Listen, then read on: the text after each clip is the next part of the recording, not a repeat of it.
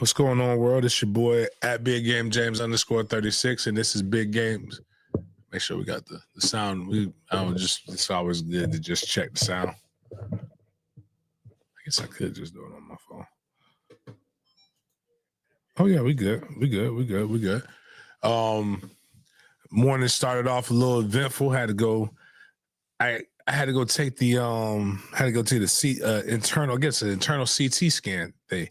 You ever had to drink it's barium some shit? It's the white, everybody used to call it white. It's white chalky tasting, and it's mint flavored. But I'm here to tell you, it's not bad anymore. They got a banana smoothie flavor.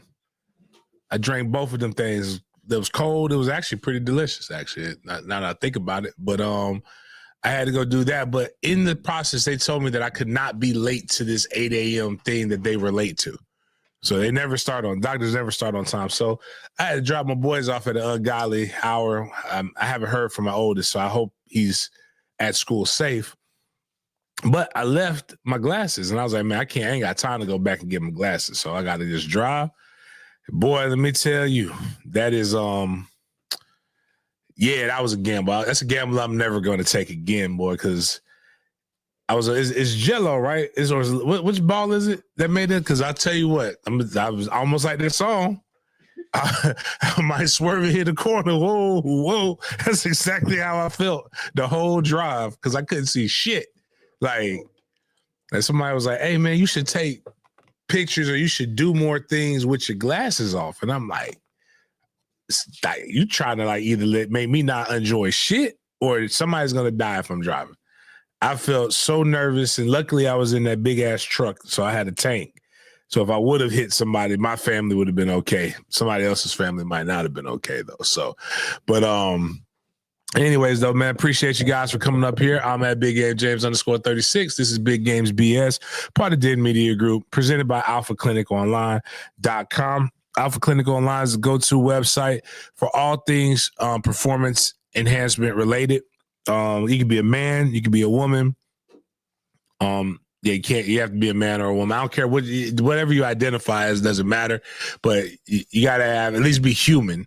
We'll get in there, check you out. The biggest thing is make sure you get your blood work done so we can check all of your levels, see where you're at. And the best quality of it is that if you actually need a doctor and you don't want to go sit in a doctor room or you don't want a doctor to tell you wait for 2 weeks, we could actually get you seen relatively quickly and diagnosed with some of the stuff that's more common. It's discreet, it's cool, and everybody oh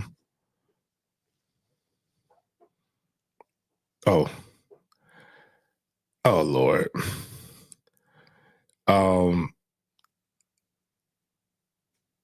Damn, I got to stop playing with people's with the religious stuff on my I hit them with the hymns. I need us to put the hit them with the hymns on here so I can strip it. You know, IG won't let you download videos with the sound anymore. Like if it has music on it. Oh really? Yeah, it'll tell you it'll just say no sound. Oh, wow. And Facebook's doing it, so it kind of messed up my hymns. I couldn't put my hymns on Twitter. But it is on that. But speaking of that, going down that direction, let's go ahead and start off with our prayer.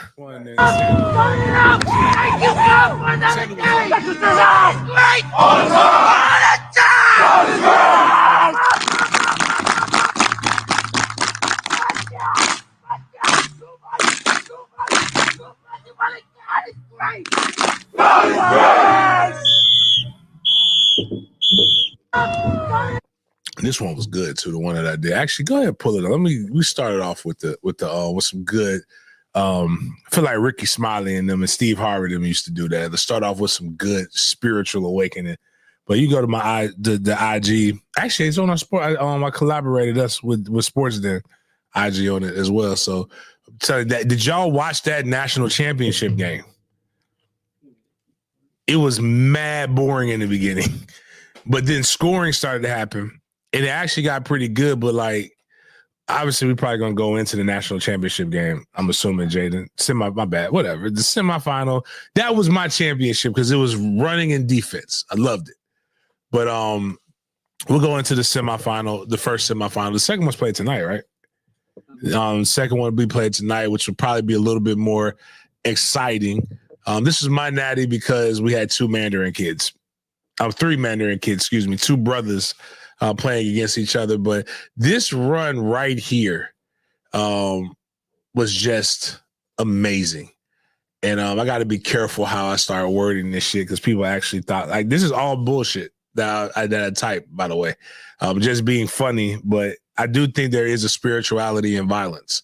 And that's why I do hit them with the hymns. I haven't done it as much lately. I'm trying to get back. That's one of my goals in 2025 to have a shorts hit them with the hymn section to where like everybody could go get their gospel through violence. But go ahead and play that.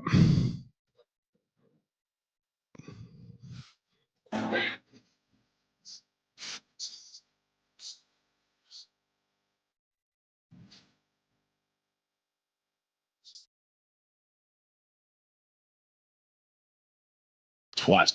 Run.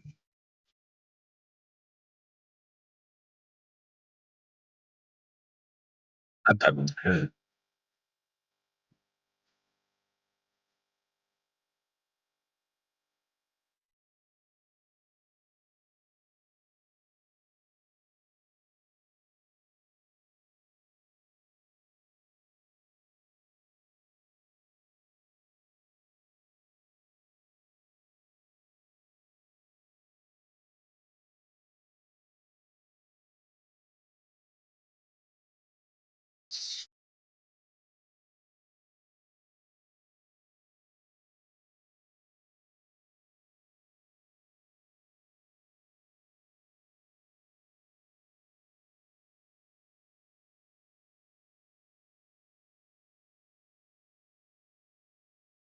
So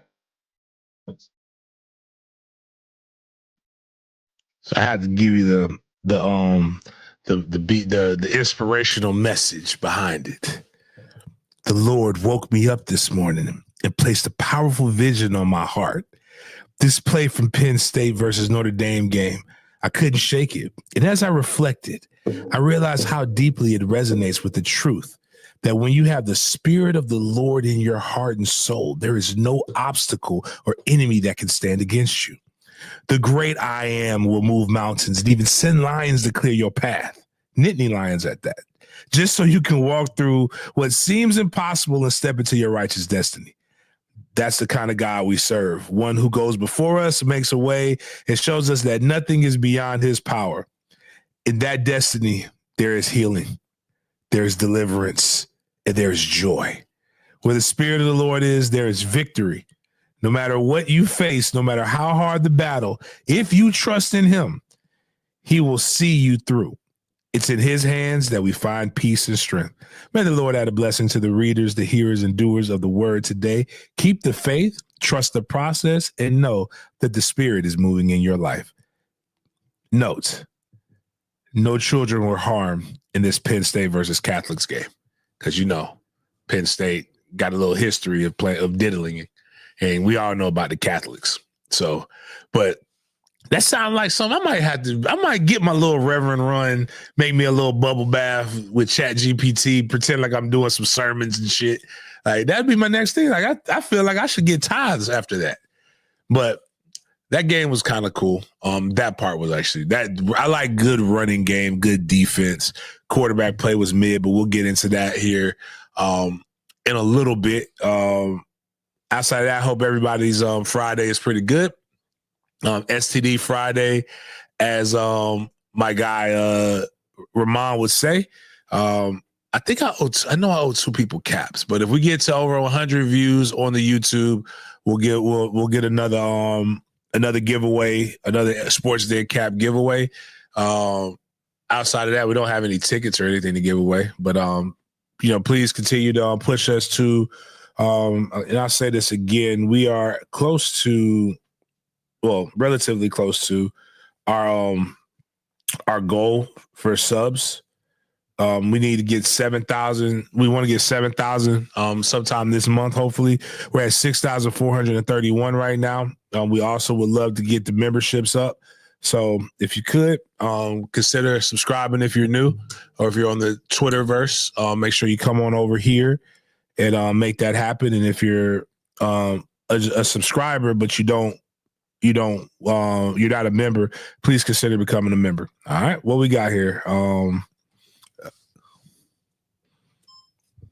So we're going to start off with a little bit of some FSU news, recapping men's basketball. Kevin Wynn doing his thing at the Navy All-American Bowl.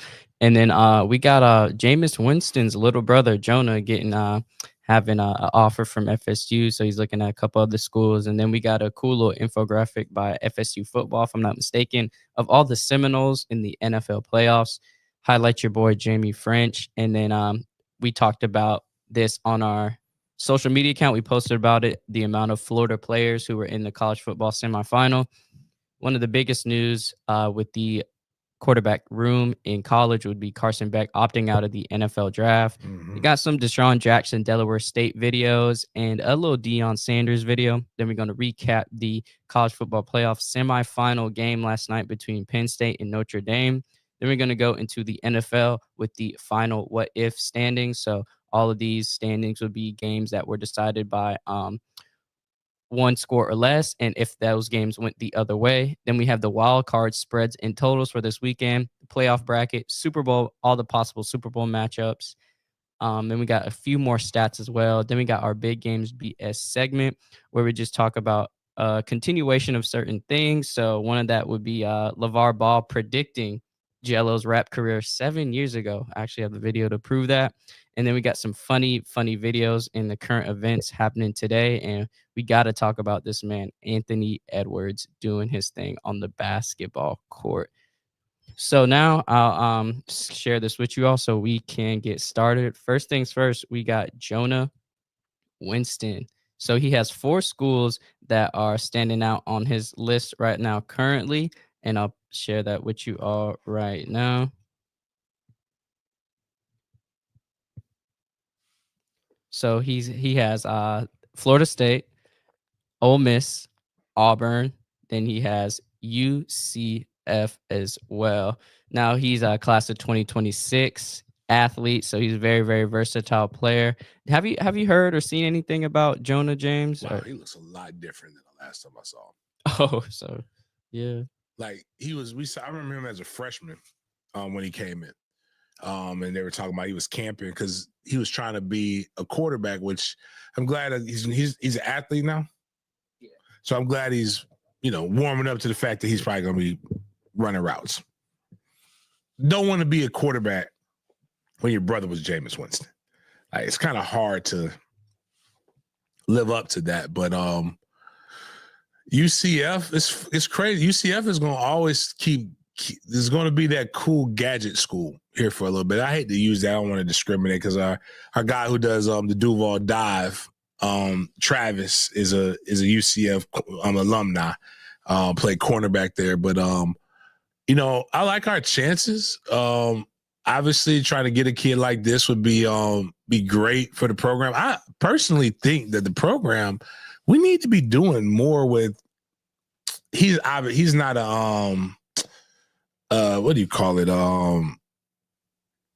When he's not a legacy because he's not Jameis's son, but brothers, between the brothers and guys who have former players who have kids, we probably could have brought in the #1 fucking recruiting class every year.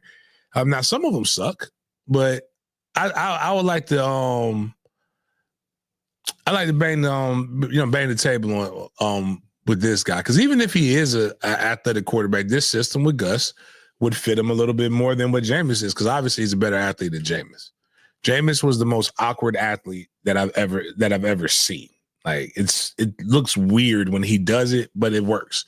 So, yeah, it's but kudos to him for being able to go out and work and grind. So I love it. Yeah, huge shout out to him. Hopefully he can be a Seminole like Jameis, and then we will definitely see how that will play out. But huge shout out to him. Next, we got some Noles in the playoffs. So look out for these former FSU alumni players as they battle in the playoffs. So we got our list right here. So I'm just read you off the names. You got Jared versus Braden Fisk with the Rams, Kier Thompson with the Rams, Derek Nandy with the Chiefs, Fabian Lovett Sr., Bobby Hart with the Commanders, Derwin James, Asante Samuel Jr. with the Chargers, Josh Sweat and Johnny Wilson on the Eagles, Cam Akers on the Vikings, Mario Edwards Jr. on the Texans, and then last but not least, Keon Coleman on the Buffalo Bills. And that's who Kyle wants to win it all. Mm. Even though he likes the Chiefs because his brother likes the Chiefs, but if he finds out like the Chiefs are playing the Bills, he's straight up going for Keon Coleman. Mm-hmm. So I'm going to use this. I don't have a dog in the fight. I just want more stuff to be able to cover at the Super Bowl. So I'm going for whoever has the most nulls on their roster. So preferably it'd be like one with, I think they have 3 or 2. So I need the Rams versus the Chiefs. You said Fabo. There's 2. So, or we can go to Rams. Now, the Rams there's like 3. There's 3 teams tied for second place with two FSU players on there. So you got the Chargers, Eagles, and the Chiefs. So you can pick from. It'd be too crazy to have an all LA Super Bowl in New Orleans, even though that would get them to safety because it's fucking insane what's going on out there in LA. I had to call my teammates, man. It looked like the whole LA is on fire almost. But yeah, I was reading into that. It's crazy what those insurance companies did. They backed out like a few months ago. Yeah. It's almost like they did this shit on purpose. But yeah. I'm going the Rams, Chiefs. That'd be that's not my official pick. That's just what I like because I would like to have that because I get some great content. Even though Nandi wasn't really around last year for the Super Bowl, like I don't even know if he came. But the previous year in Arizona, I was able to. The problem is I didn't have we didn't have the lapel mics then. I don't think, Myles. I just had the camera and we was just over there just trying to pick it up with the little boom mic. And no, I think I did it with my phone.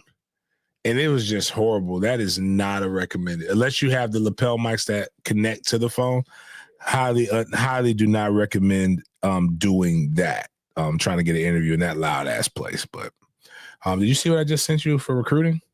I sent you a couple things, but Florida State's having a big recruiting weekend. Well, for high school, per the Osceola.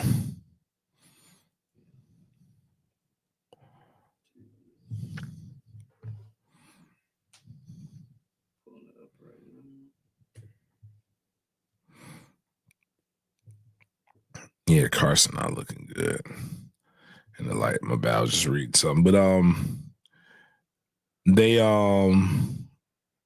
they've got three kids, and what's funny is if Florida State lands these guys, it's gonna be insane what that recruiting class ended up being. But they got a 4-star defensive end. They've got, I think, a couple offensive linemen. They're still in it for, was it Ty Haywood? The left tackle, the premium 5-star that's between us, Michigan, and Bama, I believe. Some big dogs barking in that one. But Antonio Cromartie Jr., I believe, is coming this weekend. I should have just called Antonio and call AC, but I don't want to just tired of just popping up on people. Don't know if we want to do that for this show. But is that one of them? Click on it and see if they try to hit us with the paywall, because we don't believe in paying for other people's information. But I will give Pat Burnham his props though. You know, he wrote this. Yeah, my computer's it's freezing, going slow.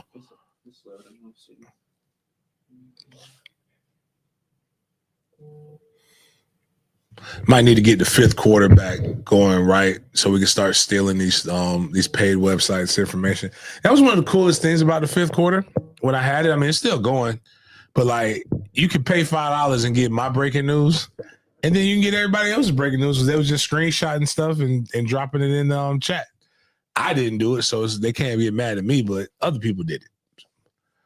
Is it paywall or they got the? Oh shoot, blow that up. Let's read. All right. So Zaire Mathis, what's his measurables? 6'6", 230. Had me at 6'6". All right. Getting some length here. Length and girth, pause. Former Ohio State Buckeye commit, and is ranked as the 55th best overall prospect in his recruiting class by rivals. He is also ranked as the 4th best defensive end prospect in the country. You want to know something funny? I was going to say, I'm looking at how, I was like, man, he looked like he's from Philly. And then I look over there, and that's exactly where he's from. But the last guy we got from Philly, like, stunk. He ended up getting shot.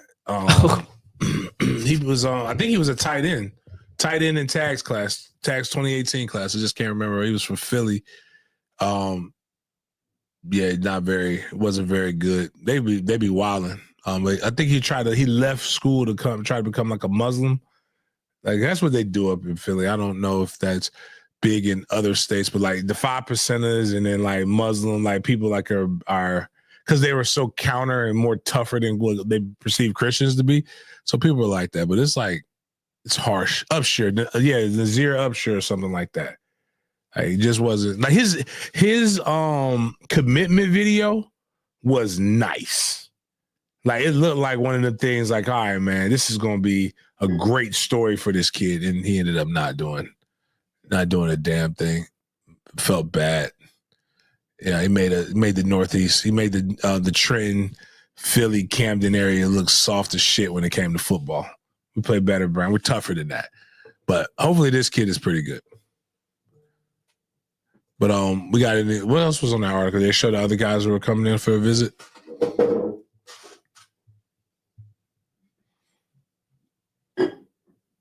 Or did they only? Yeah, so we also got Chavez Thompson right here. Yeah, I'm gonna pull it up right quick. My bad. Let me get back. His name is Chavez or Chivas, like the liquor. It's Chavez. My bad. My thing crashed, but Chavez. It's a Chavez Thompson, 6'1", 270 from Cocoa. Verbally committed to FIU on January 2nd, 2025. Class of 2025. Guard. So, I hope it's 6'1", kind of. What does they say he play? Center. Oh, okay. Interior lineman. All right, I ain't mad at that. Yep, he plays center. You know, Herbie got. Does he have a rank or is he just? He's a 3-star currently. Okay, Rivals rating 5.7. If I don't know what metric they use to do can that. he snap the ball and can he not get bullied by FCS guys? I'm okay with that. Let's get might be a developmental guy. Herbie I'm cool with Herbie Hand. Like Herbie Hand, you do your thing, brother. I ain't mad that. Oh, did you see a picture of it? It was his birthday the other day. No, I didn't get the chance. Oh man, I tell you what, man, this is a stereotype type show, man. But Herb looks like what I want in the offense. First and foremost, I just realized that it is Herb Hand, right? I am saying his name right. The line coach at Florida State. Yeah. One of my favorite people's names, Herb, is a Herb. Coach Bullock at Mandarin. That's his name ain't Toby. His name is Herbert Bullock III. And you know what Herbert Bullock III can do? That motherfucker know he is a pit master. One thing that motherfucker can do is brisket, ribs, and you know what our offensive line coach at Florida State look like he do? He look like he smokes a mean motherfucking brisket. I think fat people got to know how to cook. If you're a fat person, typically you're an old line coach. So if your old line coach can't cook, can't barbecue, then your team's got to suck. And you know what I never really saw Alex doing? I never saw Coach. I saw Coach Atkins smoking cigars, but I don't know if he could throw down on the barbecue pit, and that might have been the problem. He wasn't fat enough. He was an old line, but he wasn't an old line at heart. He was a skinny dude at heart. But who else we got? Who else was coming in that group? So we got two large mammals. We got any skill players? So then we got Antonio Cromartie Jr. is the last name on this list. He They got him listed at 6 feet tall, 170 cornerback, a 3-star undecided, class of 2025 from Carrollton High School in Carrollton, Georgia. They got that update from us because when Crow came on there and told us they didn't want to give him 6'1", so they gave him 6 foot. So, all right, nephew, go on. Don't leave without making the right decision. Let me see. Yeah. Don't leave without making the right decision, nephew. I'm here for it.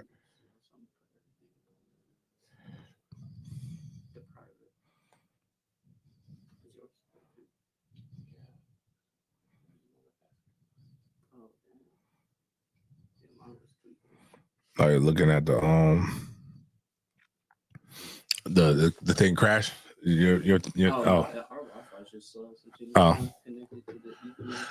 Okay. Well, shit. I'm liking this. We got this weekend? We got a couple more weekends till the next signing day, and then I'll probably do another signing day show. But I guess you're about to talk about one of the kids that got actually probably the only kid who got a glowing review from me. Like I talked about a couple of them, but this motherfucker right here, this dude right here, Mr. Wynn.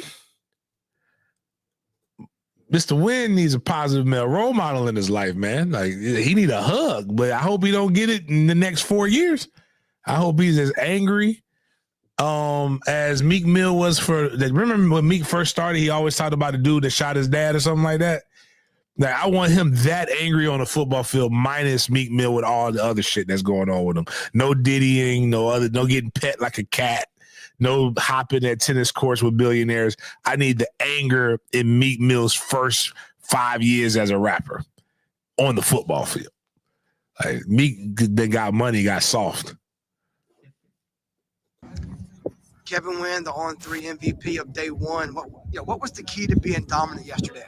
Just being more fast and physical. How's today going so far? Same thing. I got to sit out right now. Because why? Being too dominant. I love that, man. See, that's why I was telling the kid, Brian, who plays for us, who's going to be a really good D tackle. He was just like, what do I need to do to get more offers? And I'm like, bro, we only sit you down because you're trying to fight and practice all the time. Hey, bro. Hey, I got a question. So you're out in San Antonio right now. Yeah. Is this kid Wynn? Is he on the same? He what? Dominating. He is a damn load. So I was talking to your son yesterday, and I was like, they had to hold him out of practice, and he says, my dad could not scheme against a guy who gets one D lineman. I said, well, he doesn't really have all that time and stuff like he did before. But like, is he like, so it's kind of like that he really had I'm coaching D line. I'm not on the line. Oh, so that's why he's dominant like that. So you over here giving him the pointers. Yes, well, that is true. Yes. Oh, that's what's up. So again, I watched this film and I said, he looks like he needs a positive male role model. Don't be no fucking positive male role model for him. I don't want anything positive happening in his life until he leaves Florida State. I need that anger because he plays like somebody who's just mad. He's one of the happiest people here. Really? I think he got voted. Yeah, I think he got voted a captain. Oh, nice. Loves to cook, and like he's not huge. Like he's thick. When you dap him up, though, it's like dapping up my calf. So his hands are just stupid, massive. But when he wants to go through your chest, ain't nobody here stopping him. Hey, on his highlight, it was like the same school. I actually felt bad for the guard. Yep. Like he was sitting there, like I'm like, this kid had to study for calculus, and then he knows he has this. I'd have jumped him. Somebody does that to Trey for a whole game. Me and Trey are meeting him after the game. Like we fighting as a family because like he just looked like he's a dog. Nice. How's Jamie and Drake doing?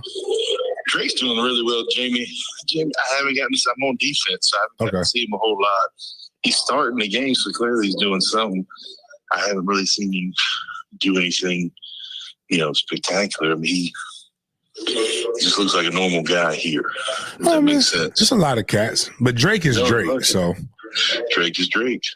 So, all right. And like I told him, I said, you're about to see Drake teleport here in a minute.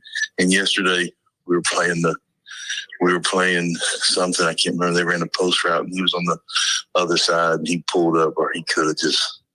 They go, good Lord, how did he get that? I said, teleportation, baby. He's a mutant. I told somebody, I said, I still can't forget about the play against when we were in Ponte Vedra, when he went from all I know is he was at the post and the tight end from Ponte Vedra, like he was about to just, all he had to do was turn in, and then Drake just knocked him sideways out of bounds. I was like, wow, like, that is an NFL play. Yep. Well, all right. No.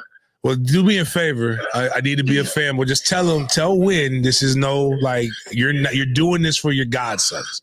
Like, we just need something signed because he's going to Florida State. Just like, hey, my godsons are huge, and you're going to see this big head black dude with dreads yell at you in the spring and probably come talk to you. So, but yeah, I'll try to get one of his cards. Oh, that'd be dope if you can get that.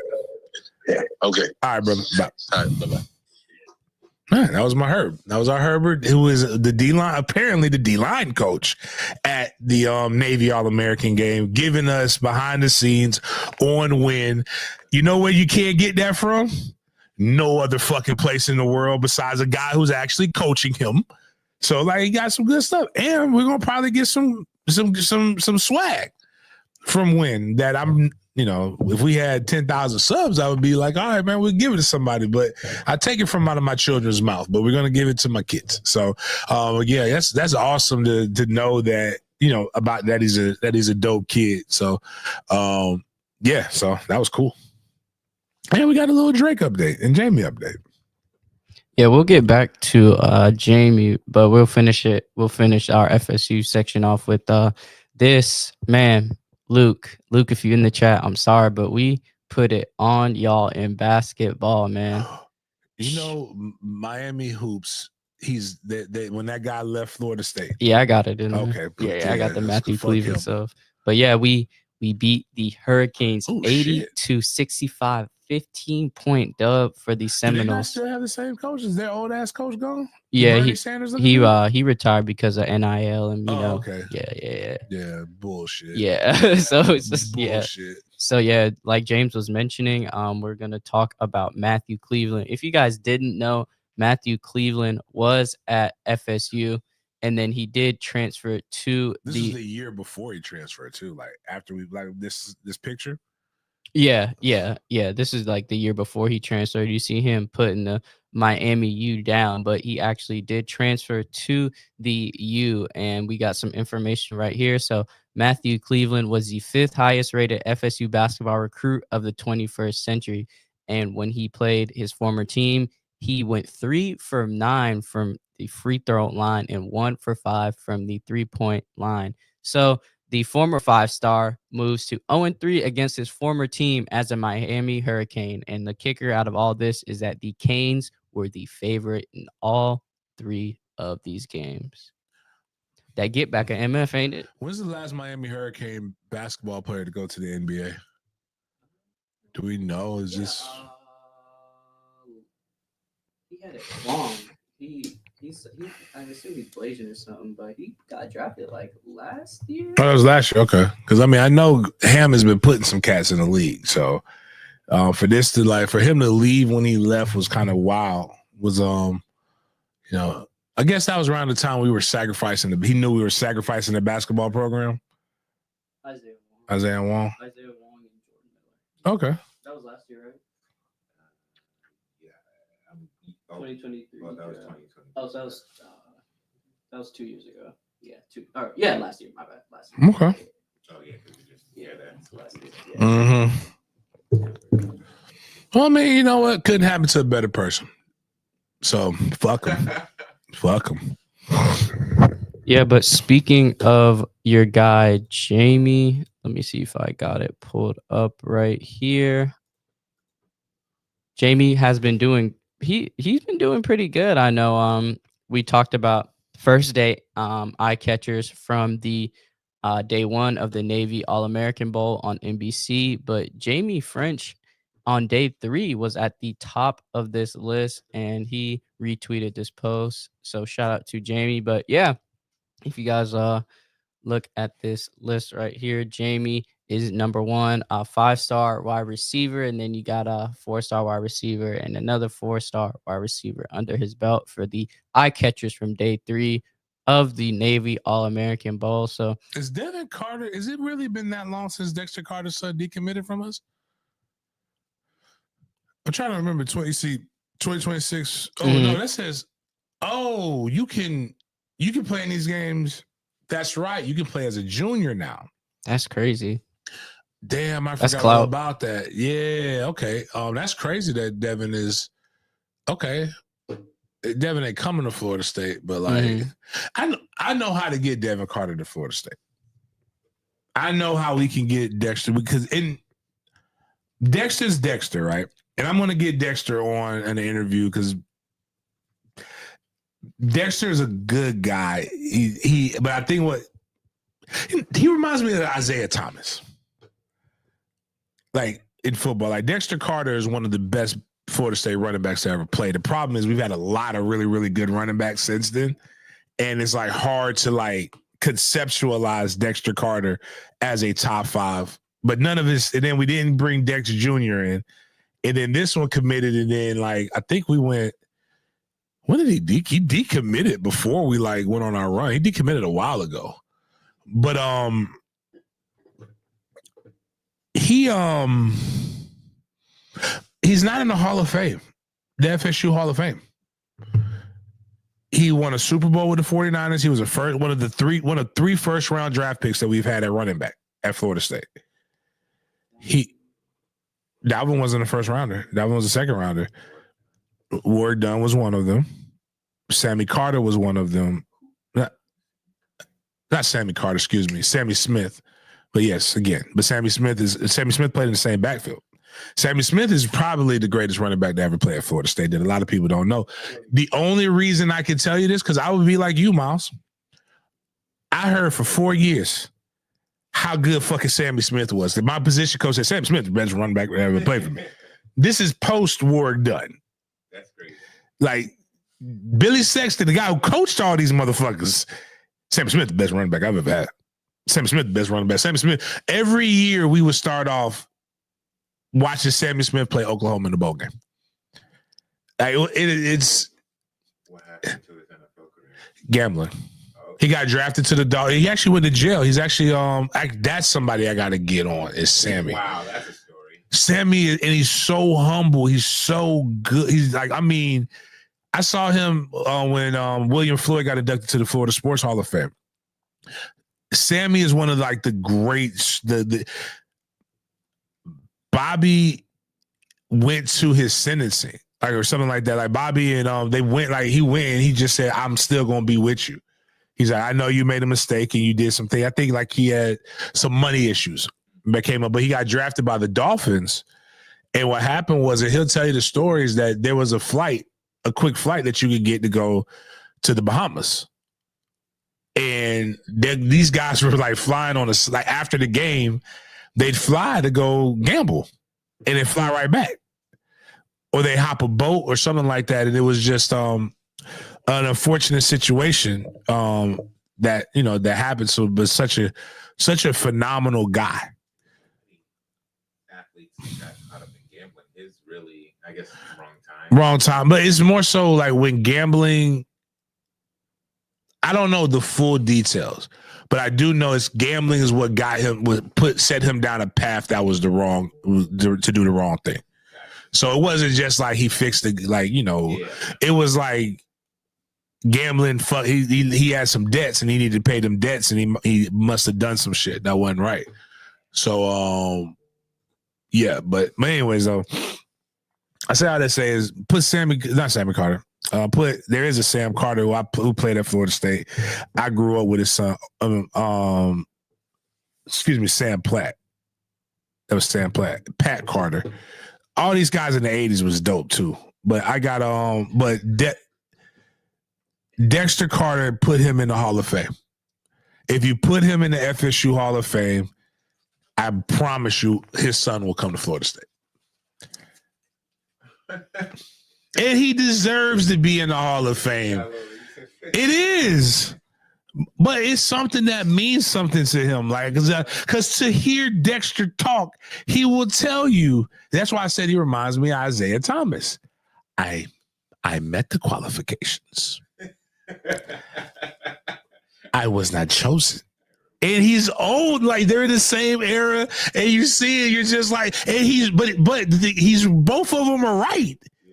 But I don't know why he's not in there. But like, and Dexter coached at Florida State under Bobby for a while. Wasn't really that great, but like shit happens. It was at the end of the old man's career. But like, shit. What the fuck? I mean, we put people in every year. The cool thing about this class, like some of those down years, we ain't got people that we want to put in. Hell, the shit keep going the way it's going right now. In 20 years, my ass will be in. Which would probably be a dope accomplishment. I don't think it will happen. But if I got into you talk, boy, we are turning that motherfucking city upside down if they put me in the motherfucking Hall of Fame. And that means Trey will probably be playing around that time too. Or Killer. Hell yeah, I'm in that bitch school cutting a fool. But anyways, but that's just something I just noticed that name. But Jamie's doing his thug dizzle. They put a clip of my dog running a post and kind of getting D'd up. But ain't nobody post none of the good shit though. If you're gonna post the bad shit about my guys, then post the good shit. But I just want people to realize this. Last night, excuse me, we put the stat up. I think we put it on our page that there are 17 players from the state of Florida in the college football semifinal. Okay, so I'm going ahead. 3 of them came from one high school. It's not the Negro Spiritual fucking high school on the north side of town. It's the South Side school. We ain't got no Hall of Famers, but you know what? You ain't got no motherfuckers in playing for a national championship. We'll have one. Now we'll have one. We'll at least have one Duvalian. So it's Chris Mitchell, John Mitchell, AJ. AJ, what's AJ's last name? Is it Shorter? Yeah. On what team? He played for Penn State. Oh. We had two DBs go to Penn State last year. I was saying all that to say is that there are 2 there. I don't know how many Floridians are in the Navy All-American game. I don't know how many. I don't know, but I do know this: there are only 22 starters on each side of the ball, so that's 44 starters. 2 are from Mandarin High School. It'd be Drake Stubbs and Jaime Ffrench. Not no other schools. All I'm saying is they do it different on Greenland Road. That's all I can say. I can't. It's not that other people don't do nice things or don't have a history of doing nice things. All I'm saying is currently ain't nobody doing what the Orange and Green boys is doing off of Greenland Road.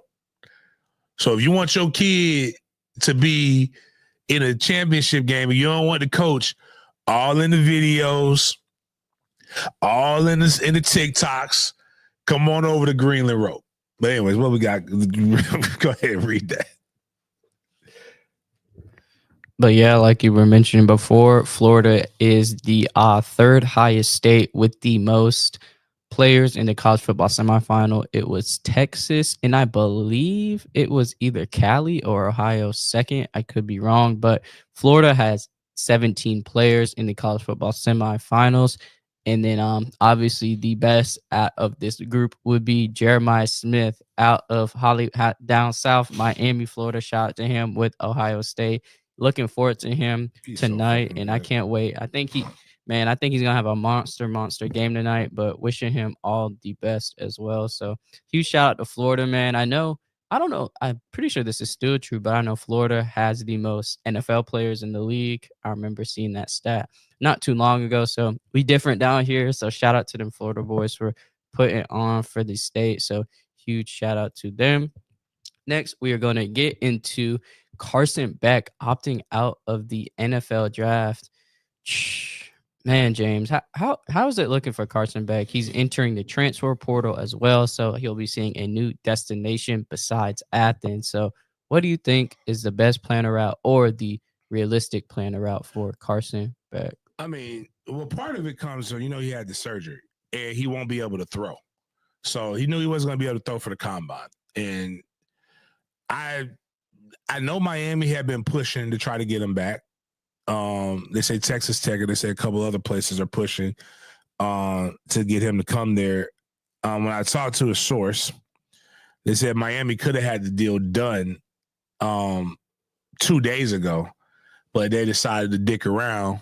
And, now it opened it up for other people. But now he put no contact. So that means he has it narrowed down to certain destinations. But like if I were a betting guy, I'd say he'd go to Miami. But here's the part. Carson's going to get a payday. But Carson's not going to be able to practice until the summer. More than likely. I mean, he'll be able to get reps, he'll be able to learn the offense, learn different things like that nature. But you're talking about a guy who's not going to get any active participation until fall camp. And I don't know if I'm Miami and I do think I'm a player, I'm a QB away, which how can you still be a QB away when you've been killing it in recruiting and all of these other different things? At some point you got to play your guy, right? Isn't that what they tell at Florida State? But I don't think you're getting Cam Ward. And I think that's where it's a little dangerous. But I think Carson should have just taken your chance, because at worst you're going to be a second-round grade, which is what you would have been last year. Now, granted, it's because of an injury, but what if you go somewhere and you don't perform to the level in which you performed at Georgia? And I'm going to be honest with you, there's nowhere other than Miami, I guess, that you can really go and say that you're playing, that you're going to have the amount of talent around you. Unless you go to Ohio State, that's the only place that would be better. And I don't know if was Will Howard a senior this year? I'm not 1,000% sure, but I don't know. I'm hoping it works out for my former Mandarin Mustang, and not a bad kid. No, he's loving. His girlfriend is at Miami, so that always helps. He's a senior, Will Howard. Okay. Yeah, so I mean, but shoot, if you went to Ohio State, I'd be honest with you. If he went to Ohio State, I'm going to go ahead and put money down on Ohio State winning the Natty next year, because they'll still have Jeremiah Smith. They'll still have cats. And they still do it no matter what anybody wants to argue with me about. Believe it or not, you do not need elite quarterback play to be able to. You need good quarterback play, but you don't need elite quarterback play in order to get into the college football playoff and even to win it.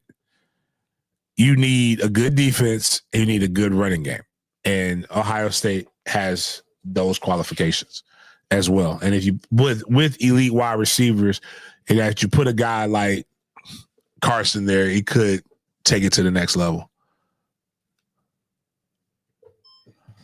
Speaking of taking it to the next level, I got a couple videos of Desean Jackson at Delaware State, just pretty much hyping the community and the press, just to commemorate how dedicated he is to this program, to the community, and just obviously for his success for Delaware State. So let us know what y'all think about Desean Jackson becoming the new head coach at Delaware State in the chat below. And yeah, enjoy these videos and make sure to tell us what you think in the chat. Can I say one thing before we end? Don't wait too late to hop on that wave. Don't wait too late to hop on that wave. Don't come back when I ain't gonna say nothing, but don't come back when we doing our thing and like, y'all better be supported from day one, because I promise you, when y'all look up, it's gonna be real. It's gonna be real. I promise you that. I really hate. Wait, before you get into that, we got one more video too before we get into that. So this video is of Desean Jackson just pretty much expressing that the football team and what he's going to bring is more about football. It's going to be impacting the community, et cetera, et cetera. Okay. So we're going to let this ride out. Go attend some high schools. We want to be able to go to A few high schools. I've been talking to a couple coaches here. We want to go there and put our eyes on talent. We know in the past things haven't been as strong, so we want to rebuild that relationship where guys around the area, we don't miss the talent that's around the area because we hear it's a lot of great talent here, and we want to give these young men opportunities to be able to come to schools like us. Secondly, we'll be in the community. I'm going to visit some hospitals, some children's hospitals, some rec centers, and just team gatherings, whatever we can feel where we can build that gap. I mean, we're for it. And we want to also go to Dover, the military base. It's a lot of things I'm going to be asking my young student athletes to be attending. I think. Okay. I like that. I like the approach. I think one of the things that HBCUs, I didn't like the original thing, but I get where he's coming from. That's just more don't be a fan later. I hate the don't be a fan later shit. Just be a fan whenever you become a fan because we need fans like at HBCUs. And people are fans of winning. Like, let's be for real. Like ask a kid nowadays who their favorite NFL team is. They'll tell you the Chiefs. It's because the Chiefs are winning. Like, that's what happens. But I do think that oftentimes HBCUs recruit arrogantly, but not with realism. And I blame Deion. And not in a bad way. It's just Deion got Travis Hunter, but people don't realize that Deion was the only person that could do that. And he was bringing in his son and some other guys around Travis Hunter to make Travis Hunter a lot better. Like Delaware State more than likely doesn't have that top quarterback. I legitimately called my favorite HBCU about the leading rusher in big school football, and they told me, like, I don't know if he could play at this level. And he was the best player. Y'all heard Drake, a 5-star safety, come in and on our show live talk about the kid like, oh, yeah, 20 like that. Like, everybody knew that. But again, I'm not mad at him. He ended up going to a HBCU and getting the freshman of the year for their conference and making the all-conference team. So, like, they don't want to take the kids that can ball because they feel like they should be getting the top D1 talent, and that's just not what's going to happen. But there are some kids that if a guy's played there, you have the relationships, you should be able to do it. A guy like Billy Rowe, right, is a FAMU royalty. He coaches there. He's in the Hall of Fame. I think he's an all-time interception leader, all kinds of stuff. He's a legendary coach in the city of Miami. And Billy Rowe said that when his coach, the legendary Jay Gaither, when he first got there, when he was like Jay Gaither, when he was there, or other coaches would be like, they did not need to hear, they didn't even need to watch film. If you were a former player, they knew that you understood the standard and what they needed to win, and that you would not send them somebody. He offered off of the referral. And I think sometimes that's what needs to happen. You got to call, and some people you need to offer just based off of the phone call. But I think if he's going to developing those relationships locally, I think he'll be successful because there's always a lot of talent in your backyard that doesn't go anywhere or goes places where they wish they wouldn't go. So kudos to him for coming with a plan, and I hope it's very successful. You kind of hinted at Deion, so I actually got a clip of Deion pretty recently. He was explaining on Good Morning America, if he were to go to the NFL, what would the stipulations be? So I just want you all to let us know in the comments, do you think that Deion's capping, or do you think that he has some play behind the scenes involved? So please let us know. But is there a chance that you could enter the NFL? I know where you're going. you try to go viral, right? Yeah. If I respond, we're going viral, right? I know, right? You know what? The only way I would consider is to coach my son. Not son. No. Sons. Okay. I think we're gonna go rival with that. Yeah. So that's not a no. Well, I love Colorado. Now, I love my Buffaloes. I love everything that we're building. I love everything that we're doing, and I love Boulder, Colorado. I do. But is there a chance that you could head to the? So I gotta say this: Raiders parted ways with AP.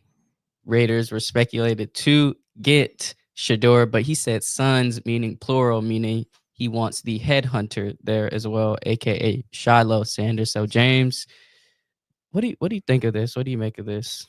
I mean, Shiloh's he can get Shiloh. Shiloh ain't nobody beating down the doors for no fucking Shiloh Sanders. Like, so he'll be there for a 7th round pick or even a drafted free agent. I mean, I ain't mad at that. Doug Peterson just did that with his son. His son was a tight end that he brought in as an undrafted free agent, and he took a practice squad spot. I don't think he was that nepotismized, or however you say it, to where he gave him one of the 53-man roster spots. But like,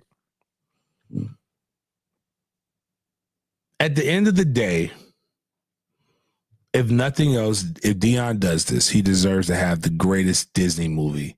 I want it to be a cartoon made from him, because this is like, there ain't no love like the love from a father. Nobody thought your son was a power 4 quarterback. So you sacrificed your life to prove everybody wrong. You took him through an HBCU because that was the only ones who gave you a job. You parlayed that into a power 4 job because that was the only school that would give you a job.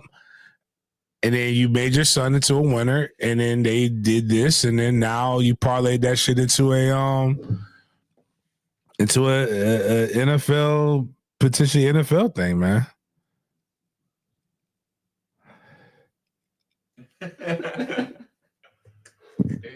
I mean, I don't, good for Deion. If again, to be so good at your job that your kids can reap the benefits of it. Who cares if other people are going to get fired? It's not your responsibility. It's the faking all around it. I realized I'm Deion like reverse racist with Deion. The only reason I believe anything he says is because he's black. If he was white, I wouldn't believe anything. I'm gonna be honest with you. Don't do that. Just take him for what you got to do. Is one of I don't know when I learned this. It might have been a tried and true thing for my 30s. Like, so I'm in my 40s and I think I've mastered it. Right. I accept people where they are. Like, I know what Deion is. A liar. I know he's gonna lie to me. Just like when I go and I sit in the pew, like they're like, James, I go to church. I don't mind church. I don't mind. Actually, I think Christianity is legit. I don't like church but I'll sit in that pew and I know that motherfucker lying to me. This is a motivational speech that I don't have to that other people are paying 10% of their money to hear every Sunday, and they need this to possibly help them get through to Wednesday when they can at least come back for another pick-me-up, or they're dragging my Friday. I know that I could smell the liquor and sex on the person to the left of me and the right of me, and I don't judge them. But I know they're going to listen and they're going to tell me that gay people are evil because they do their one sin different than everybody else's sin, but all sins are equal and all of this other shit. But it's enjoying for people, so I don't want to mess it up.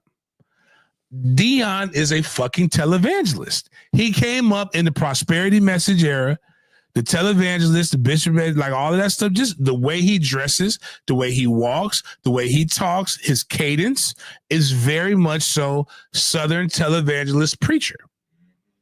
And he's preaching a message, and the reason why Joel Osteen wrote a book, Joel Osteen talks the way he talks because most people can't comprehend beyond a 4th grade level. So he speaks to you in a manner in which you can digest. And when you digest that, it will make you do whatever he says, or you'll repeat it. Just like my elementary school age kids. It's a reason why those songs, like I said, if you want to know if you got a hit, Play it around a bunch of 5-year-olds. If after 2 times they not picking up and trying to rap that song, you don't have a hit.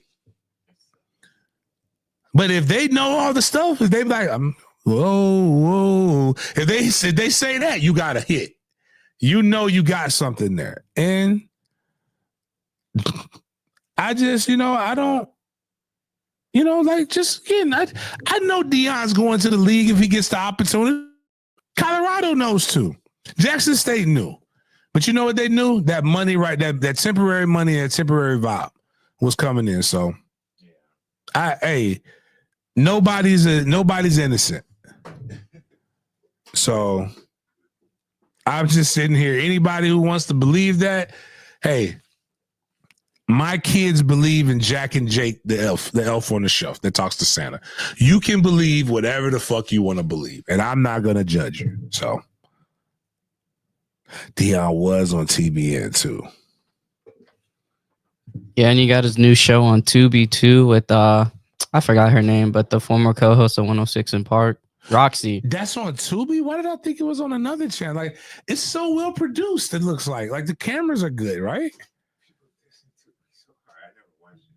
No, it's just Tubi is where I go for. Well, actually, now that I think about it, I found out like they do put shows. So the show that me and my sister posted on a social media that our relative justice episode is on Tubi.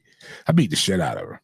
As a you sue your relatives. She tried to sue me because my then 2-year-old, which was then that was 3 at the time, killer. Well, now he's 6. Messed up her beat up her plants and messed up her floor and her thing. But like my oldest son watched it and he said, Dad, Auntie talks a lot and it interrupts you a lot.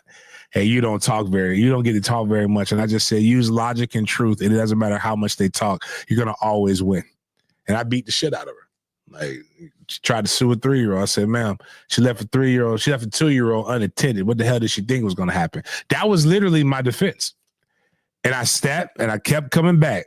Do you hear her say she left a 2-year-old unattended? And then I put all the other bad things that could have happened. That's what I said. I said that they cut that out. I said, if anything, I should be countersuing for negligence. She knows.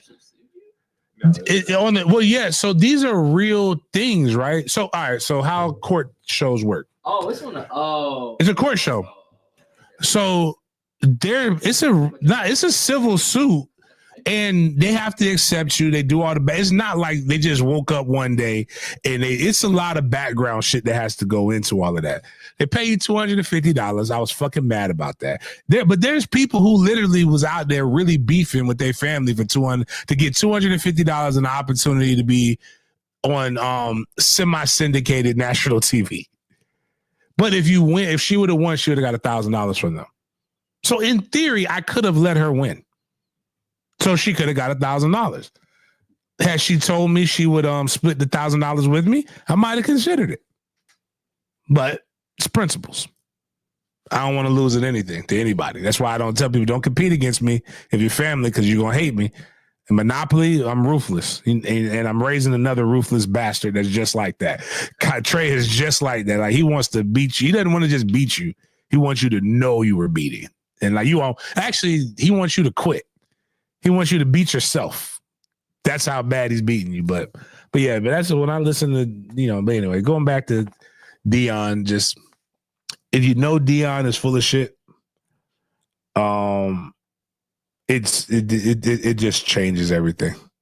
Fox it makes so much sense now. It all makes sense now. Fox owns Tubi. All the worst black, whatever stereotypical movie you want to make, they're going to put it on Tubi. Tubi is basically if porn didn't have sex in it, that's the movies that are on. It's just the scripts. Oh, man. Funny. But, man, we got to cap off our college football segment with the recap of the college football playoff semifinal that happened last night, the Orange Bowl. So yesterday, Notre Dame got the dub against Penn State 27-24, a close game. And then we'll get into some stats right here. So first things first, I just want to read you off and show you guys some of these stats, which will help you understand our next talking points right here. Let me just zoom in right quick for you all so you get a chance to see. Ooh, too much. Cool. So let's start out with the quarterback play. So we currently are going to talk about these two QBs and their we can say lack of performance in this game. Riley Leonard. Riley Leonard, 15 of 23, 223 passing yards, 1 touchdown, 2 interceptions, but the most disappointing performance would be with Drew Aller. He was 12 of 23, 135 passing yards, and he had that crucial fourth quarter interception. That was wild. I was about to text y'all, but I was like, it's not even worth it. Necessary too. Like, just why are you trying to throw it across your body to the other side of the field, man? Like, why you got pressure in your face? Like, what the fuck did you think was supposed to happen? You know what I blame more? This is where I know we'll have a black coach, even though the one coach is claiming his age. He's trying to do the Tiger Woods shit right now. But like Penn State coach, man, I'm saying that was the white side. When he gets in these pressure situations, man, he just fucking folds, man. Like, oh wow, there you go, right on point. Like 1 in 15 when it matters. Yeah, he's 1 in 15 versus AP top 5 opponents as the Penn State head coach. I think the one he won was against Ohio State on the last second field goal. I remember where I was at. I was in Gettysburg, Pennsylvania when that happened. I was eating one of the most delicious racist burgers I've ever had. I had the Robert E. Lee burger. So it's a Gettysburg. There's a restaurant that you go in. It's half Confederate menu and half Union menu. The problem is when you read the Union menu burgers, none of them sound delicious. All the Confederate burgers sounded delicious. And they even had a little Confederate flag. Look at that. I ate racism. It was delicious. It was delicious racism, man. It was like, but the game was on. But that's just unfortunately, man. Yeah, you hate it, but you can't help but sing it. It just comes out of you, man. It's just in your system, man. But nah, I just again, like, can we post the stats again? Like, I got people really arguing with me about, is Thomas Castellanos, is he going to be like, is he an elite quarterback? Bitch, you don't need elite quarter. Like, where were y'all at? Well, then one person, with the field of 12 expanding, you can have, bitch, it was mid quarterbacks last year with 4. You don't need you need good defense, a good running game, and try not to turn the ball over. In fact, look at how Notre Dame went the opposite of elite play. They put the fucking backup in, and he was actually 6 for 7 and was moving the ball. Penn State did not complete a pass to a fucking wide receiver. That's why you recruit wide receivers to catch the ball. Yeah, 2 Penn State wide receivers, Harrison Wallace, the third, and Drew Aller. I guess he was the quarterback. So they did not receive any. Harrison Wallace did not receive a pass, nor that I don't know. How does he have -3 yards? If it wasn't, sack total? I guess maybe they caught a screen, probably like a screen attempt, but and then I don't know. I don't know how that works. Drew Aller is a guy that is a starting quarterback in a college football semifinal game at a Power 4 conference that did not complete a pass to a wide receiver. But yet people tell me that it's about the quarterback. Yeah. I really want to believe what y'all believe, but like you're making like you're just. It sounds like you're just making things up. Like it really just sounds like it sounds good to have a quarterback be the face of your team. When clearly, like, can we just go back up? Like, just go to where it was at. Like, do y'all think this game would have been less interesting without a 15 for 23 performance with 1 touchdown, 2 interceptions, and a 12 for 23 performance for 135 yards and 1 interception? Like, that's not great quarterback play at all. I'm not even going to hold you. It wasn't really good running back play, except for that one play that was pretty fucking intense for the touchdown. But like 11 for 4, y'all made fun of the guy because we thought he should have won the Heisman Trophy. It fucking Jason Voorhees at Boise State because he ran for over 100 yards. But this was Notre Dame's rushing in a victory against Penn State. And he was the only offense that Boise State had.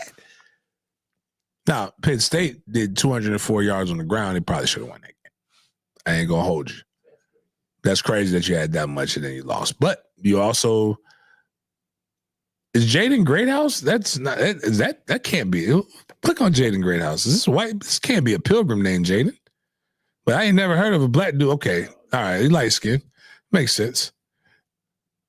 Again, look at his 2024 stats in 16 games. He had 464 yards.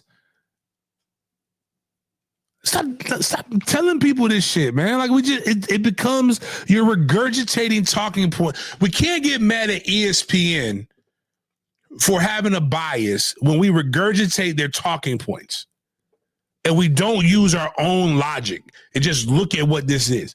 It doesn't matter if you're playing I-9 flag football. It doesn't matter if you're playing Pop Warner. It doesn't matter if it's middle school, high school, college, or pro. Good top is going to always win. And you only get good top by grounding and pounding, by pounding it down people's throats. It's the best top is when you pound it down people's throat. So don't argue with me. Argue with the fucking statistics. Jason Hayes they literally put the ball in the quarterback's hands and he lost it for him.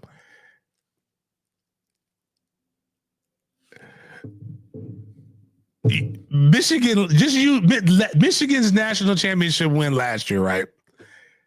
They were winning it. They were crushing Washington when they were just running the ball. You know when they started making it a game? When they started trying to throw the football to make the quarterback look good.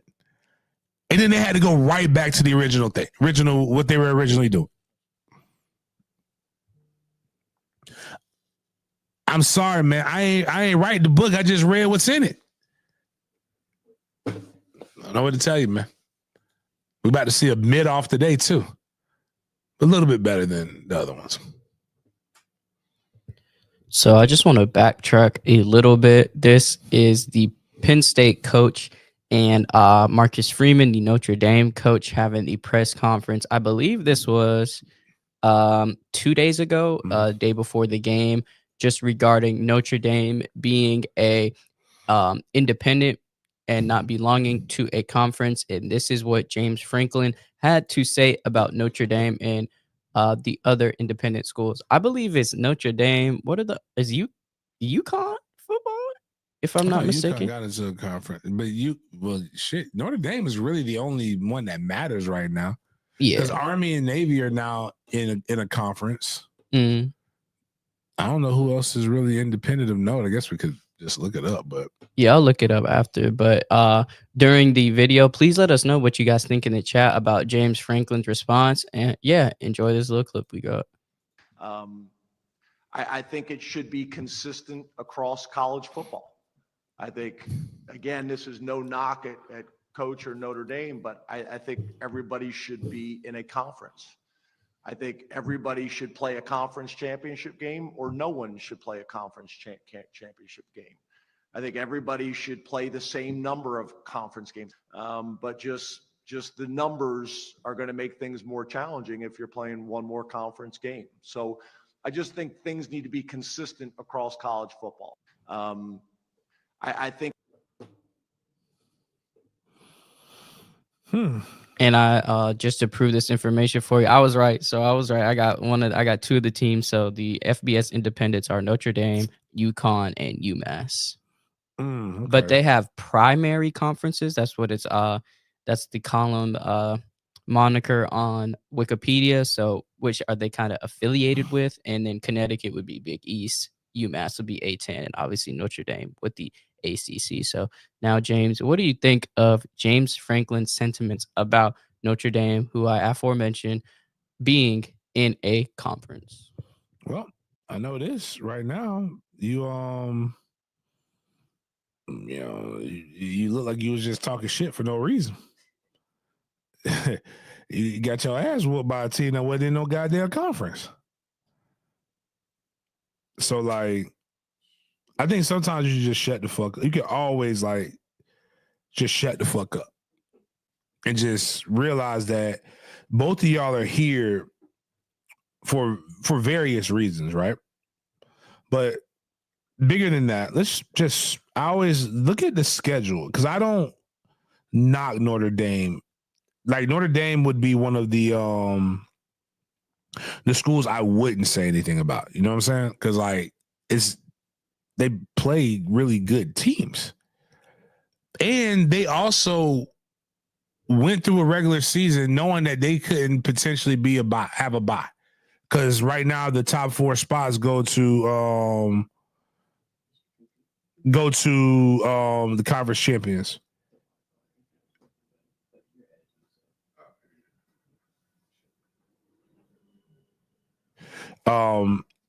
But here's what they did. So Army was one of the best teams in the nation. They made Army look crazy.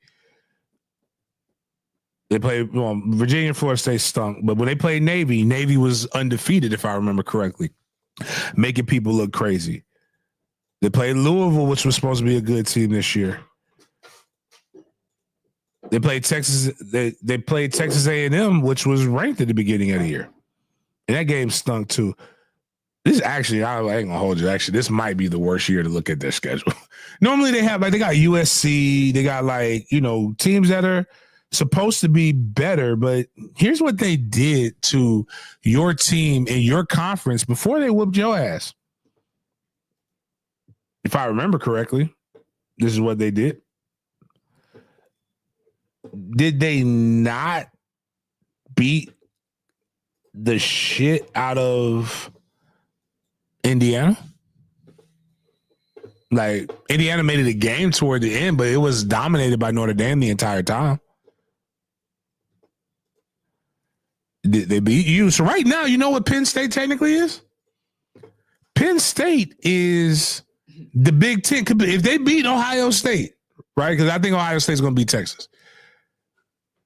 They technically should get Big Ten champs. That would be what would be fair. But nobody wants to do it. Am I bad? Then they just beat. So technically, if they beat Texas, if Texas or if they say Texas wins, if they beat Texas, couldn't they be considered the SEC champions?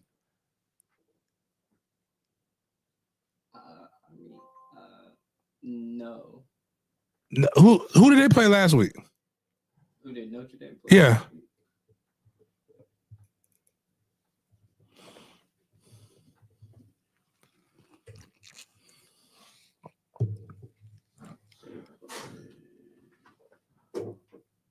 Oh yeah, Georgia. I'm just saying, like, they beat Georgia.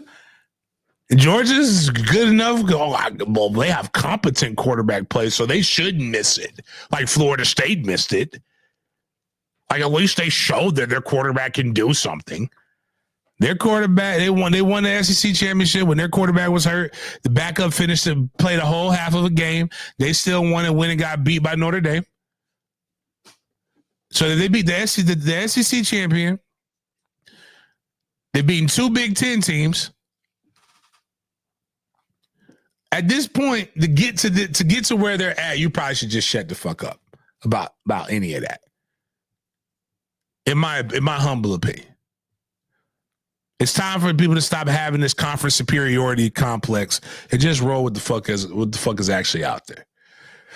It's my 2 cents.